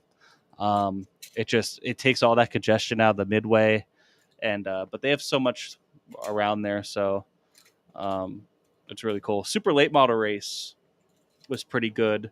Was it? Did you get to watch it, Jimmy? I didn't watch it. No. Oh. I watched the highlights after. Oh. But did more than I did. But I left, so not because I didn't want to watch late models. It's just after the marathon at Big Diamond, after the marathon at Big Diamond the night before, and then I had a busy Saturday. And I rushed the port, and it was just time to go. Love how he rushes the port, but he's there 3 hours before both of us, Jay-Z. If I'm not there, he was there before the gates open. If I'm not there before pit gates open, I feel like I'm late. That's just how I am. 'Cause I don't know why.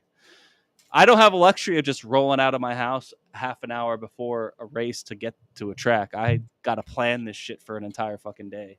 So all I hear is excuses, my guy. I'm just saying half hour.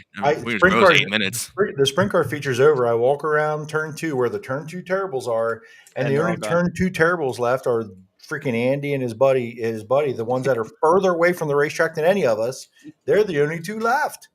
Hey, I'll be there at Port Royal, hopefully by 1:00 on Friday afternoon, and I'll be there through Monday. So, all right, you made up for it. All right, I will not be there at all. Finn Lou, hold on. Finn Lou says, "Mark my words, Blaine Heimbach comes out of the woodworks and takes the $75,000 this Sunday." That's a bold prediction. He's solid. I mean, hold on, let me screenshot this. I'm marking this guy's words. Hold on. All right, it's marked.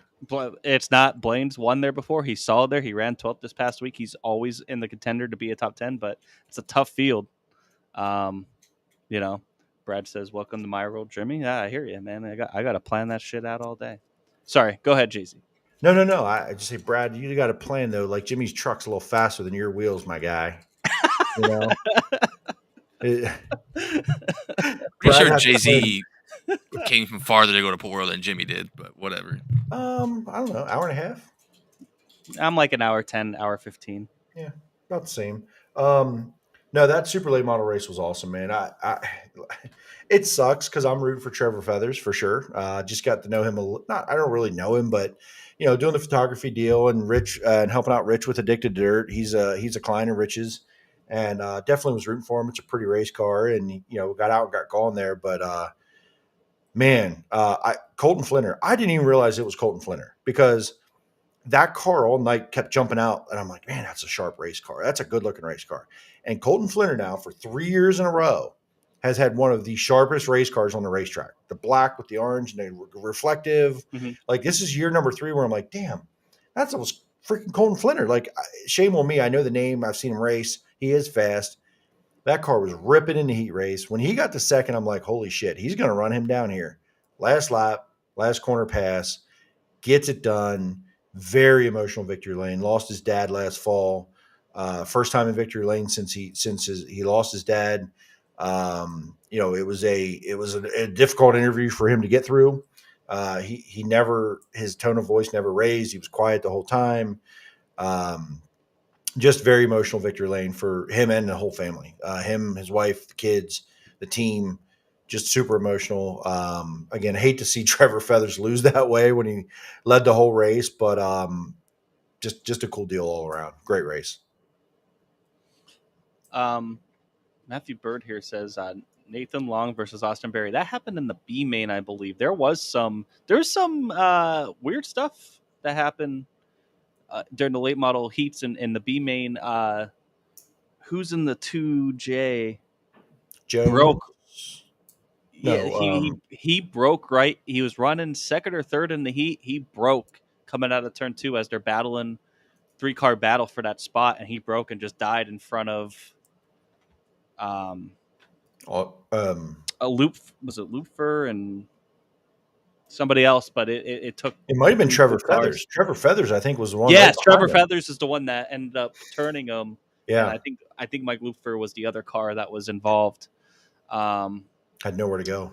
Yeah, nowhere to go. It just it wasn't really anybody's fault. It just the car kind of just, you heard it just go, just kind of like he was like letting off the throttle, and I think he was trying to get down to the pits, but they were all just racing so close. It was just a bad spot, and there was a couple different battles throughout all night. So that's just it's cool to see that division just continue to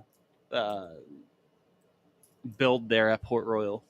Yeah, the whole Austin Berry one, I caught the end. Like apparently there were but I was walking down the front stretch where Austin Berry was in the pits there, kind of like the hot pits as they call it, and I saw some guy freaking out across the track in the pits, and there was more to what I even saw. But I talked to Austin and his dad either later or the next day. I don't remember where or when or how, but I forget to talk to him.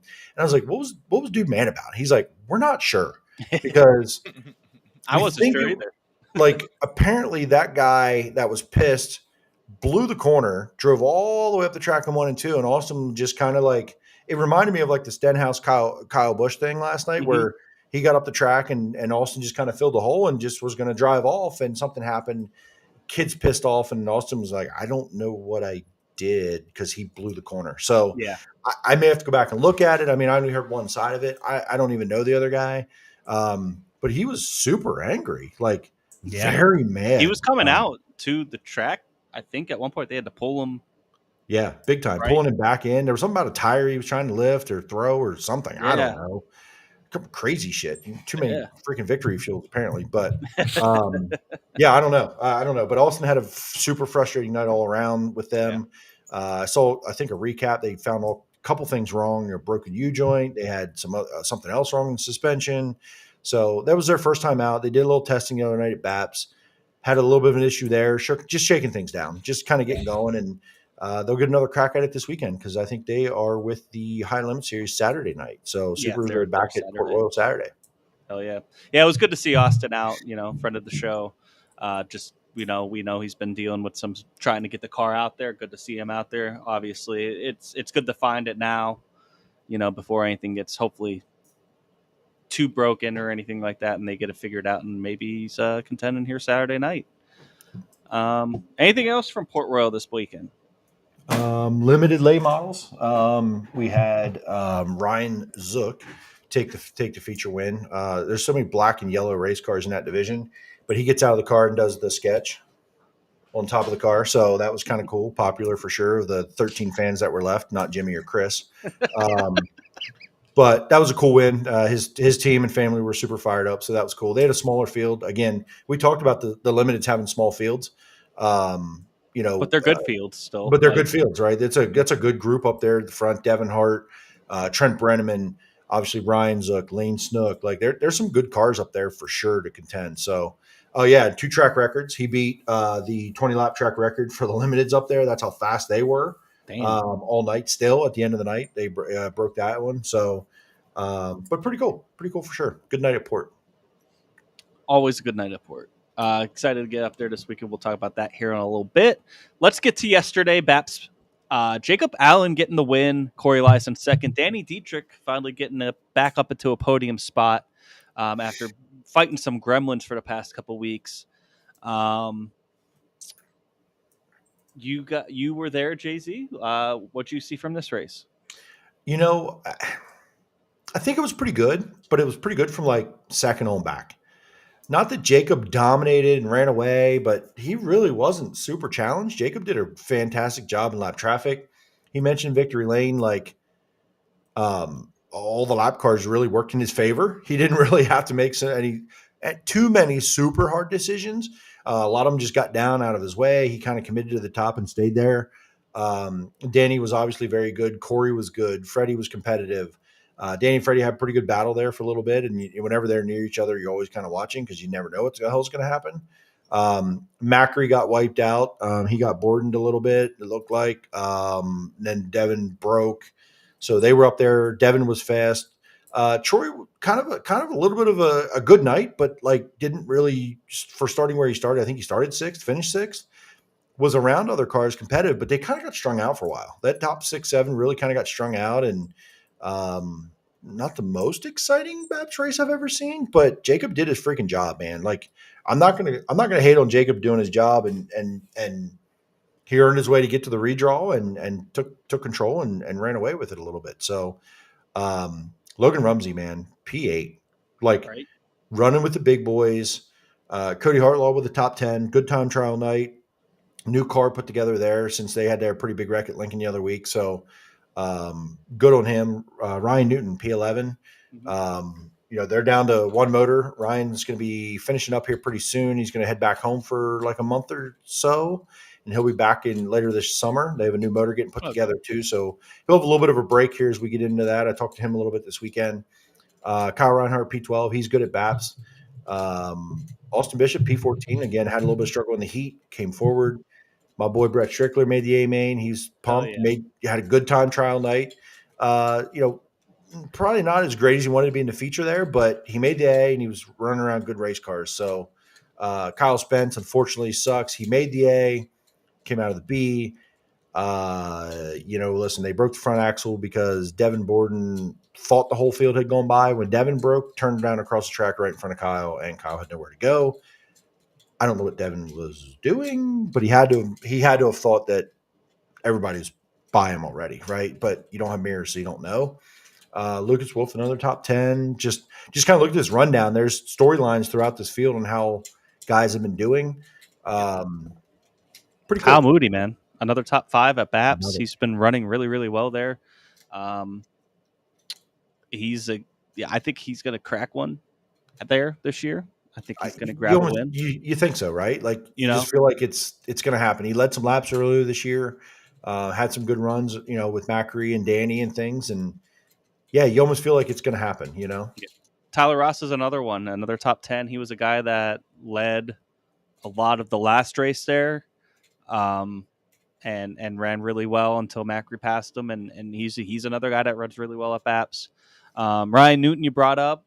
We were talking we were hanging out with Seth a little bit on Saturday night at Port Royal, and he was telling us a little bit about, just kind of what they're going through and what they're trying to accomplish here before he does, go back and all that. So good to see him run 11th.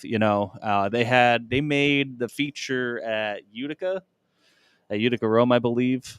So that was good. They went up and tried some of the high limit stuff up there, which we're going to get to in just a second, and made a feature. So he's a guy that's just learning, and yeah. Rumsey was really probably the one that really stood out to be top 10, man. Just awesome to see. He had a really good, and Brett Strickler. I was really, every time I was checking in on updates, I'm like, man, he was real fast. He finished fourth in his heat. I know he didn't really move anywhere in the feature, but just making that feature with as many cars as were there, it was another 37 car night or whatever I think it was 39. I mean, just to make the feature, when they've been having, they've been at the gate, they had some struggles here with the 410, and he thinks they got it. It sounds like he thinks they got it figured out, and obviously, I mean, 15th against that field is still nothing to hang. That is something to be pumped about. So, good for him. My question, since you brought up Seth, once Ryan leaves, what is Seth Dietrich going to be doing? Is he going to too? Like, is he leaving?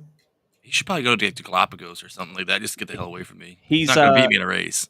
He's going to be racing you on foot somewhere. He should be racing you at every. When he loses that, weekend. When he loses that, he can go to the Galapagos Islands and piss off.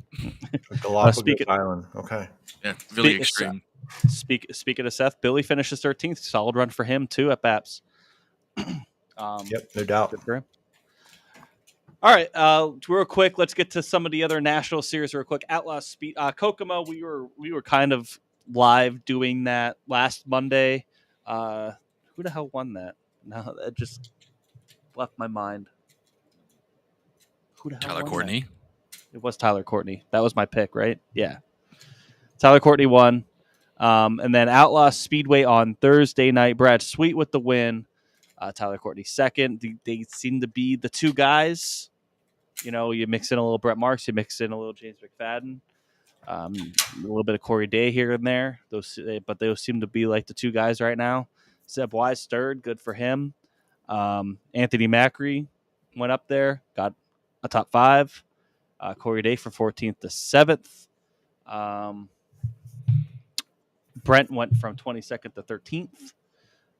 Mark Smith made the trip up there, went from 24th to 15th. So there's quite a few posse guys up there. Ryan Newton finished 24th. Dylan Norris finished 25th.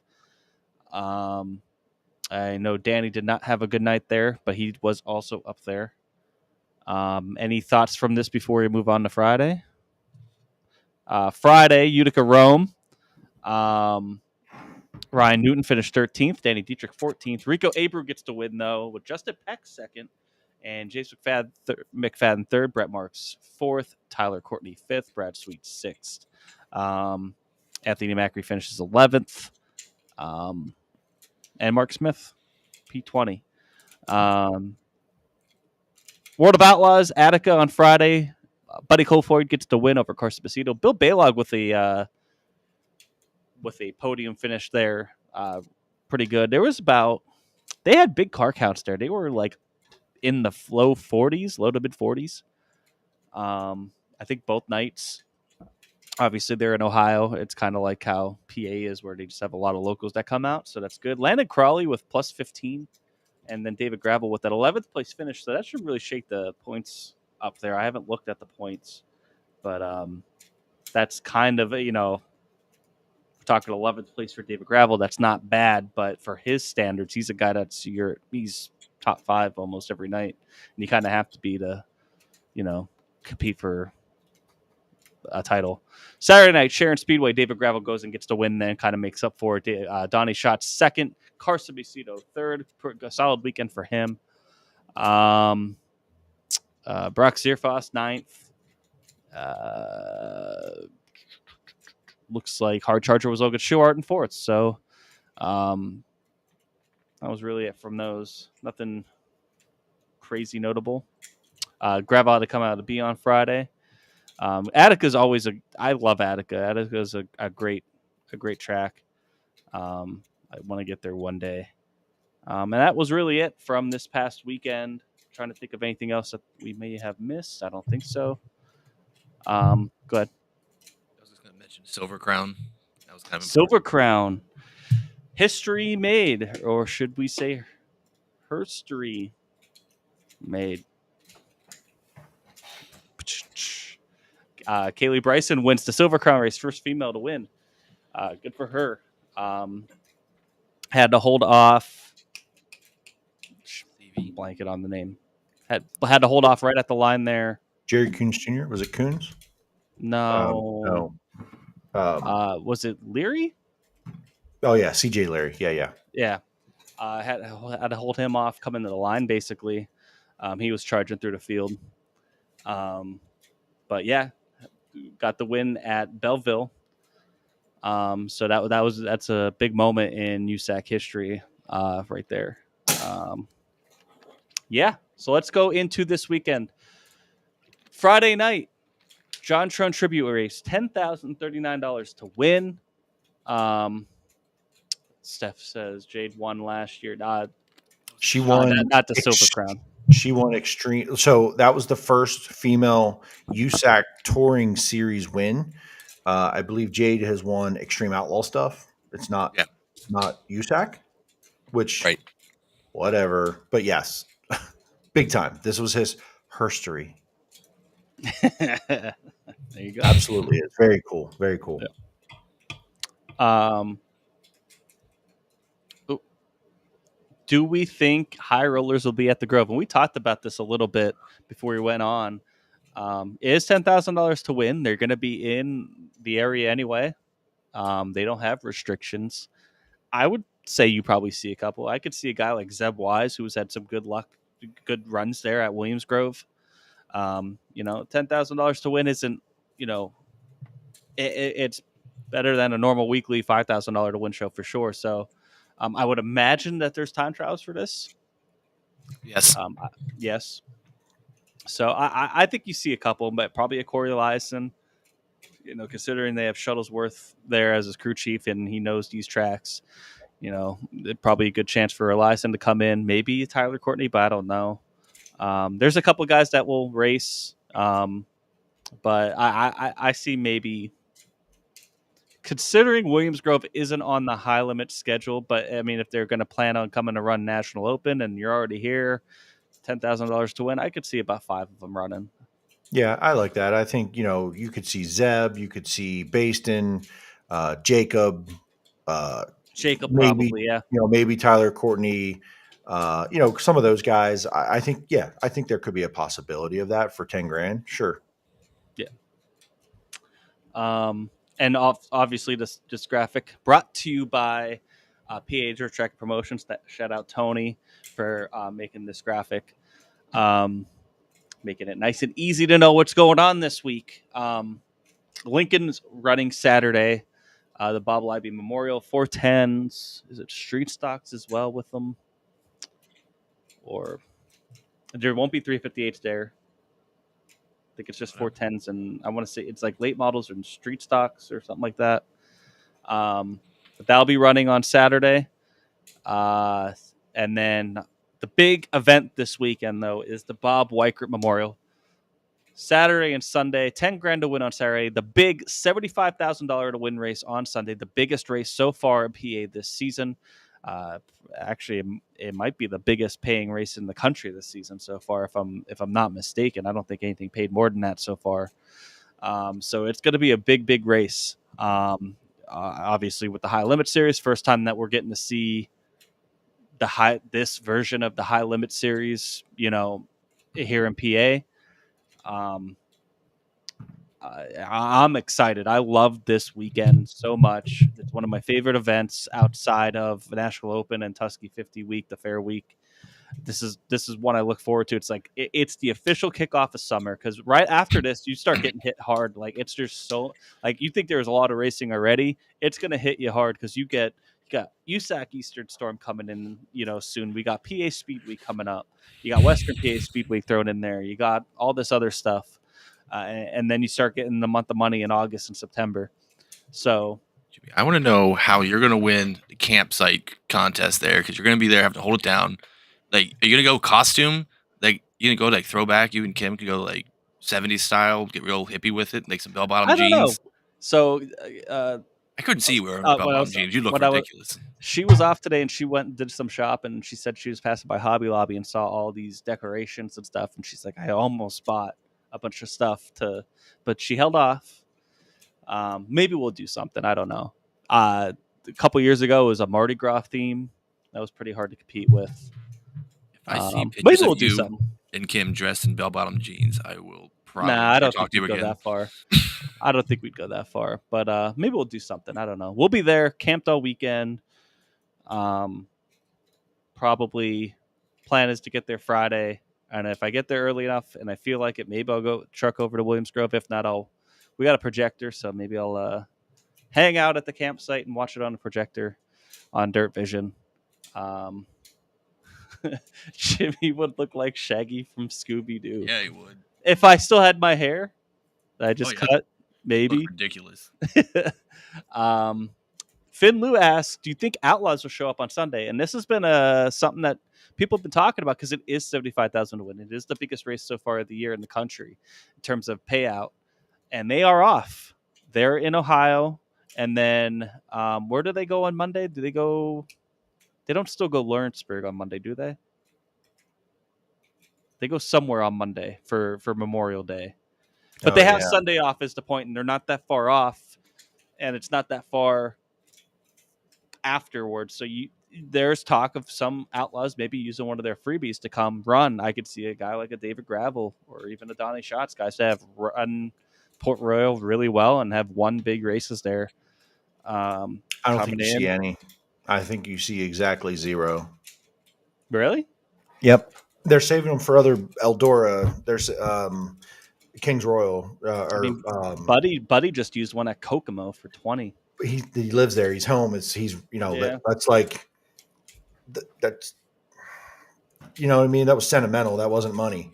Yeah, I get the money is big here. I just can't see it. I just don't think it's. I don't know. I'd be happy to be wrong. I'm fine with that. I'm fine to be wrong. I just don't see it. Yeah, I think if you do, it's like one or two.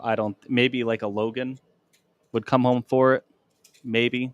I don't know. I think it's a lot of driving for them, but if it is any of those, any of the top 6 or 7 Outlaws, man, they got a shot. They got a good shot to come in but you got to compete with, like Austin said, they have such a good roster. High Limit does. They could compete against anybody. It's not just going to be like, hey, an Outlaw could come in and just walk over these guys like you could with the All-Stars a couple years ago. So, so I think that does probably bring them back. Dave Scott Smeltzer says the 3Z. I don't know about that. I don't know if he makes a trip like that. And for how he's ran at Port Royal the past couple of years since he went full-time Outlaw, I don't know about that, but maybe. But it'll be interesting to see who shows up on Sunday. It's going to be a great weekend overall. Weather's, knock on wood, looking really good. Looking at it last weekend, it looked like it was going to be a freaking wash all weekend.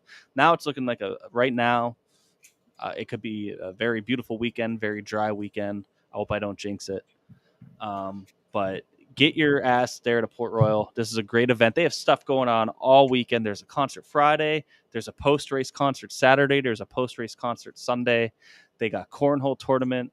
Brad Sweet and Kendra Jacobs, I think, are doing like a pre-race, like kind of like a show. So Brad Sweet will be there. A couple other drivers. It's going to be a great event. It's Memorial Day weekend, holiday weekend. You have off Monday. There's no reason not to get there. Definitely get out and support the event and go have a good time. It's just if you can camp for the weekend, there's camping first come first serve. I think it's $35 for a spot for the weekend from Friday through Monday. So definitely go check it out. And then you got Grandview on Tuesday. High Limits going there for a midweek money series, $20K to win at Grandview on Tuesday. So Matthew Bird says, hope it's not a sweet show all weekend. I don't think so. He hasn't run that great at Port Royal. I mean, I think he has a win at Port Royal, but he's not really a guy that I think of when he goes to Port Royal that, he's a guy that's always up front. He's a guy that, especially with the way High Limit format is too.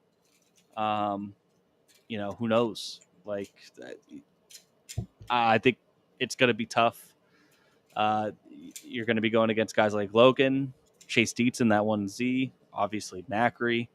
On top of the high limit roster, you got Lance DeWeese, who's been, if that 12 car has shown speed, if he's able to time well and the way the format is too, every lap matters, right, Jay-Z? Every lap matters.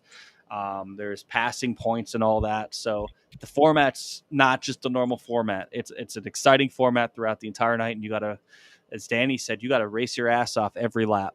So it could be anybody. It really can. It's got to be somebody that's going to be on it every lap. Who do you guys see as some favorites heading into this weekend?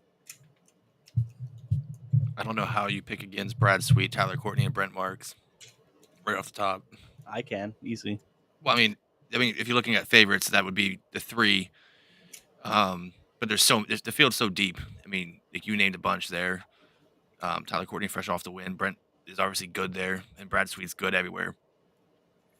Yeah, I think I'm, this guy hasn't shown it this year yet, but what I saw last year proves to me I'm putting him in that conversation. For me, it's Courtney, Macri, and Zeb Wise. It could be this could be that weekend where Zeb gets it put together and figured out a little bit. So those are the three that came to mind first, and then it's Brent, Corey Day, and Brad Sweet as my next kind of group there, and they're not far behind. Like Brent, I'm obviously a fan. He led the Tusky last year before he wrecked himself. So like he knows how to get around Port Royal. He's due for a big win there. I know he wants to win this race. They all do, but those are the six for me. That's crazy that I'm picking six and one. And one of them's not even Rico. And that's not Rico. Yeah, right? Rico. Like that's how good this group is. And we didn't talk about Justin Peck, and we didn't talk about, it's not that he's not good there, but he's improved a lot. I look at, and then you got Logan Wagner. You got Lance DeWeese, by the way. Yep. Like it's just the field's going to be so deep, man. It's going to be, We named the winner right there. There's 7 people. The winner is in that 7. We didn't name the winner. I'm going to tell you the winner. Corey Day. He's going to get it done. Corey Day. What did you say, Corey Day? In the second. Corey Day, Brent Marks, and Brad Sweet group. In that second group. So my top 3 is Corey Day, Lance DeWeese, Tyler Courtney. Those are my top 3 favorite. I think and if you want to go second tier, I think Marks and Macri are at the top of the list. I'm not sold on Sweet. I'm really not. I know he's running really well. I haven't seen him from him at Port Royal. And with this format, I think it's going to make it a lot tougher for him. Tyler Koenig says here, just qualifying for the show on Sunday is going to be an accomplishment. And I think so. I think you're going to see, you could see, I don't want to say 50 cars, at least 40 to 45 minimum. I wouldn't be surprised with 50. I'm not quite sure you're going to see 50. I would probably put it closer to the 45 range, but you're splitting hairs there with just a couple cars. Definitely feeling more and more like a Tuscarora 50 tune-up or a Tuscarora 50 field. Brian Brown kind of gave like a hint that he might be coming out. He didn't say for sure, but he did on Twitter the other day kind of like put like the eye emojis on there, kind of thinking about it. So you might see some other type invaders come in for this too. Sorry, Chris. No, that's all. That's just kind of what thinks with this. With the high limit series and the money there, it kind of feels like the Tuscarora 50 has the last few years. Yeah. Sorry, Chris. No, it's all I had. So does anything from Saturday affect Sunday? What do you? No. So because Lincoln runs Saturday. So does Freddie come up Sunday? Freddie usually does for the big port shows. Right. So I think that Sunday is the day you get, unless somebody tears some shit up Saturday. Lincoln running. Now, there's not many cars that are going to come up from Lincoln. We know that, but you would think Freddie would come up Sunday, right? They haven't done the back-to-backs, though, because I assume Sunday would be the 51. They have to get prepared. The 51 usually stays home when they have the 8. So the travel, and that's why they didn't run at Port Saturday, after Friday night being at the Grove, they didn't run Port Saturday, knowing Lincoln was canceled because of the travel between the 8 and the 51. So kind of follow that a little bit. So, but I would think for 75 grand up, they figure out how to get it done this weekend. Isn't it like $1,200 to start too? Like it's not, if you do make the feature, like that's a good payday to start. You know what I mean? Yeah. Norris, I'm not sure about that. He had a hard time but I think he would run. I don't know about him as a favorite. I don't know but Freddie, Moody, Bollinger, Norris, Billy Dietrich should be coming up Sundays. What Tyler says, I could, that would be. Troy. That makes sense. Troy's not coming, which is wild. Come on, guys. From what I heard on Saturday is he's not coming. Listen, everybody in the chat, 27 to Port Royal. Hefner, yes, 27 to Port Royal. Pressure his ass into going. Tag them in everything. They have a lot of shirts to sell. Yeah, peer pressure's a bitch. Look at these beautiful shirts. These beautiful shirts that they just came out with, man. They'll sell out of their merch in that. No, the Freddy's 51 is owned by Freddie. The 8 is owned by someone else. Freddie runs the 8 for Rich Eichelberger, and that's mainly the Williamsgrove and Lincoln deal. If Freddie wants to run some of the BAPs some nights, now he ran in the 8, but you'll see the 51 like Port Royal, some other shows. That is owned by the family. The 51 is family owned. The 8 is not, Steph. But yeah, everybody, Troy to Port, 27 to Port, whatever, hashtag, Hefner to Port. Get your ass to Port, Troy. Get there. Yeah, sell out those shirts so you can go order more. Okay. I'm hyped for the weekend. I'm excited for it for sure. Can't wait to see it. And here, what the bitch at this weekend is? There's some cool racing going on elsewhere. Like yes, there is. The 358s out at Big Diamond. Yep. What the hell did I see at Path? Or no, where was that? Or BAPS? I forget the show that's going. There's a couple other things I was like, damn, that would be cool to go see. So. There's Memorial Day weekend. It's a you know what I mean? This nice long holiday weekend. It's a big race weekend. I mean, we're talking before. You kind of put it out in the one group chat. Oh yeah, 358s are at BAPS Saturday. Really? Yeah. Of course. They're that's their time trial show, I believe. That's their big show.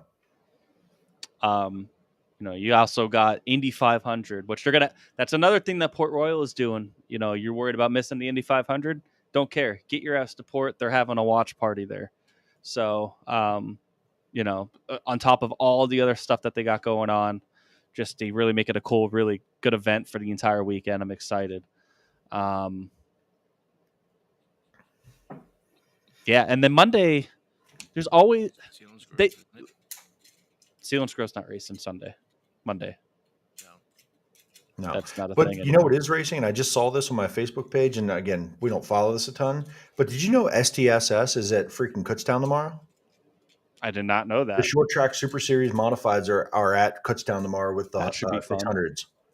That would be cool. Yeah, they were pretty cool when they had modifieds there. Yeah, last year. Yeah. That one car was like the left front was up the whole lap around, the whole lap. I don't know if it was fast, but he did it, I remember watching that or highlights of it. But, yeah, there's just so much cool racing this weekend. Listen, you don't have to be at Port Royal. Chris isn't even going to watch anything because he's not much of a fan anymore. But there's racing everywhere. Go watch a race somewhere this weekend. Yes. Go get to a track. Get to a track, preferably Port Royal. You'll have the most fun there. But get to any racetrack, anywhere that you're at. It's going to be a beautiful weekend, holiday weekend, celebrate America. It's the way to do it. All right. If anybody is there at Port Royal this weekend, hit up the T2T page. I'm going to be camping there all weekend. We'll cook up some food. We'll hang out, have a beer. Let us know. And then, I'm excited, man. I'm so stoked for this weekend. Same. Christy, what do we got left? Says. Please, more free time. No, your free time is for racing, Chris. This isn't a job. Remember, we pay. Yes, we're fans. We're race fans. Free time. Your free time is to go racing. Your free time is racing. I'm not free this weekend. Speaking of fired, no Rowan podcast this weekend. So Also, speaking of fired, we're not Hashtag going to be here canceled. next week.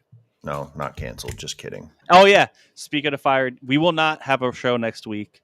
Maybe we'll do like a quick video or something to recap the Weikert, depending on how everything goes. But we're gonna take the holiday next Monday. We won't have a show. Sorry. But just keep an eye out. We'll try to put some stuff up throughout the week. And like I said, if you guys are there this weekend at Port Royal, Friday through Monday, let us know. We'll hang out. So no, basically we won't see you guys until 2 Mondays from now. Might do a pit walk. Might do a live. That's what I'm thinking. I think a pit Yeah. walk maybe on Saturday or Sunday, probably Sunday. We'll see. We'll see how it goes.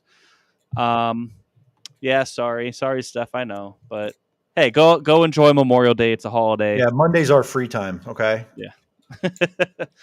Prayers out for Austin Reed. We were talking about this before we do go. Oh, I drink it to dump it too. Drink it or dump it. So just let's. Yeah. So prayers out for Austin Reed. He had a wicked wreck leading at Hagerstown. I guess did you say Jay-Z he had a tree go through his head, like a tree branch go through his branch hand? went through his hand. Yeah. That's so check wild. out Austin Reed's socials. Family's kind of been updating a little. Listen, if they get cleared by the surgeon, they're trying to be at Williamsgrove Friday night and race. That's wild. He's trying to race his 305 Friday night. So, lucky for sure the way that accident. That video is on YouTube, by the way. Find Austin Reed's socials. There's a link to a YouTube video with that crash at Hagerstown this past week. It was big. It was big. Let's go drink it or dump it. Who wants to go first? I can go first. You go first. I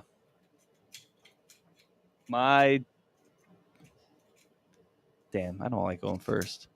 You want me to go first?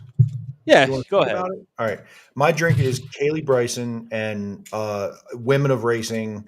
That is a big moment for sure.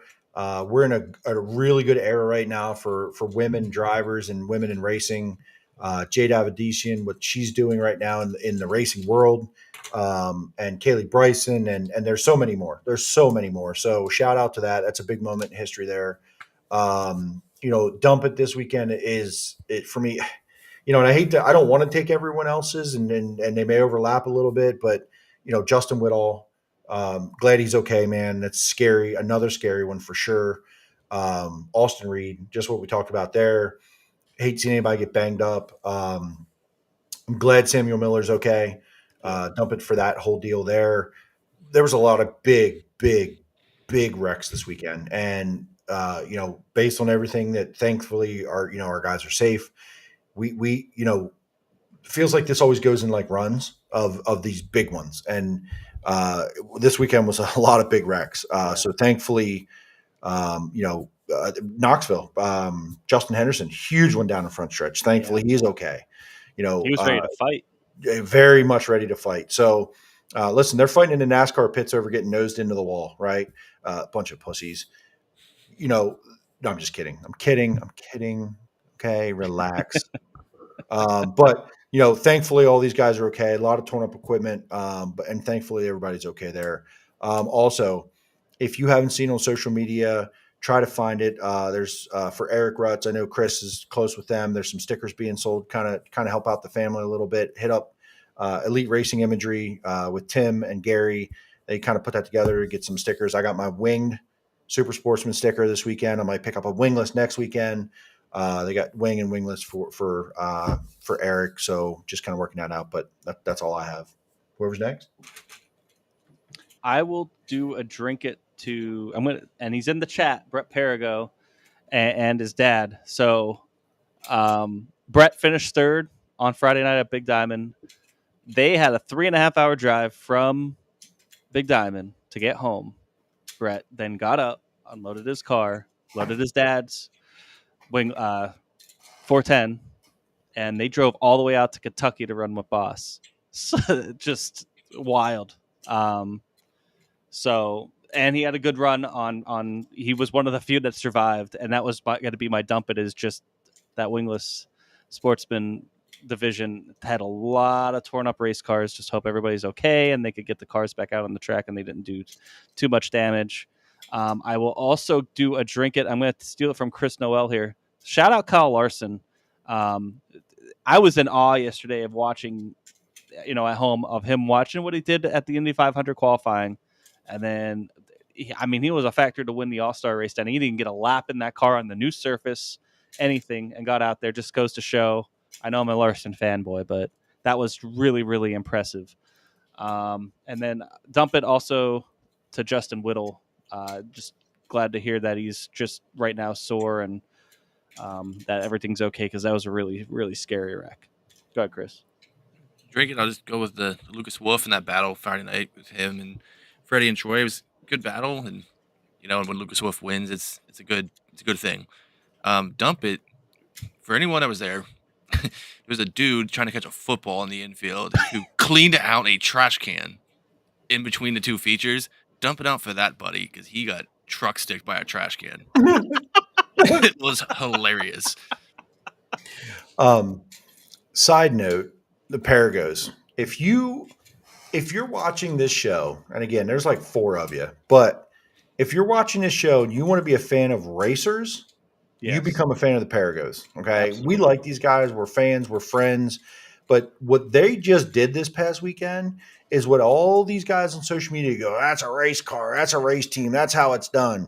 You become a fan of the Paragos, because these freaking guys, wingless sportsmen, and feature in the middle of fucking nowhere to drive to the middle of other county of middle of nowhere across the freaking halfway across the East Lawrence, Kentucky time zone overnight to go run a ball series race in Paducah. Where were they?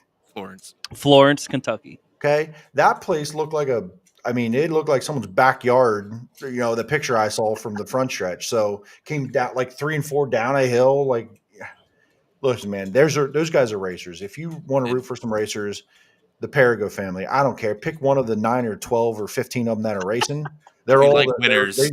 Those guys are the definition of racers, man. So shout out those guys. They're grueling. I bitch about an hour and a half drive home in the dark in Port Royal after an energy drink. These guys are just on the road for freaking 3 days. Like, insanity, right? So they're doing a lot with a little. They kick ass. I'm proud of those guys for sure. 100%. That's it. Anybody? Brad Weatherby says, drink it to Asta Bishop, Whittle, and all the emergency crews that were working their asses off. Yes, shout out to them. Brandon Zerk, drink it to Rico, first one of the year. Yeah, I think so. It did take a while. Tyler says Paragos and the Buckwalters racing families. 100%. Buckwalters for sure. And then let me read the Matthew Bird says, drink at the Grove, Port, and Baps for 3 amazing shows this weekend. Yes, shout out to them for sure. And then Christopher Noel, let me read the rest of his. Kaylee Bryson, first female Quick Time Award and first female in the USAC National Series. Kyle Larson qualifying 5th. And first rookie qualifying in the top 6. That's really it. And then Tyler says, drink it for Kaylee Bryson. Huge moment for the sport, 100%. And then Brett says, it's always a good time with Jacob Allen wins. Cheers to him. And RIP Dave Eash and Barefoot Bob, says Randy Cobb. Did lose 2 in the racing community this past week. Thoughts and prayers to their families. So, anything else before we go? No, I can't possibly talk about anything else. We're done. No, you're good. I think we tried to cover everything. Thanks a lot, guys. We will not see you next weekend. We're not see you next Monday, but come see us at the racetrack, Port Royal, this weekend, and then we'll see you guys in 2 weeks. Don't steal our banner this time, please. Don't steal the banner. Thanks. I won't see any of you. Happy trails. All right, Chris. All right, Chris, calm down.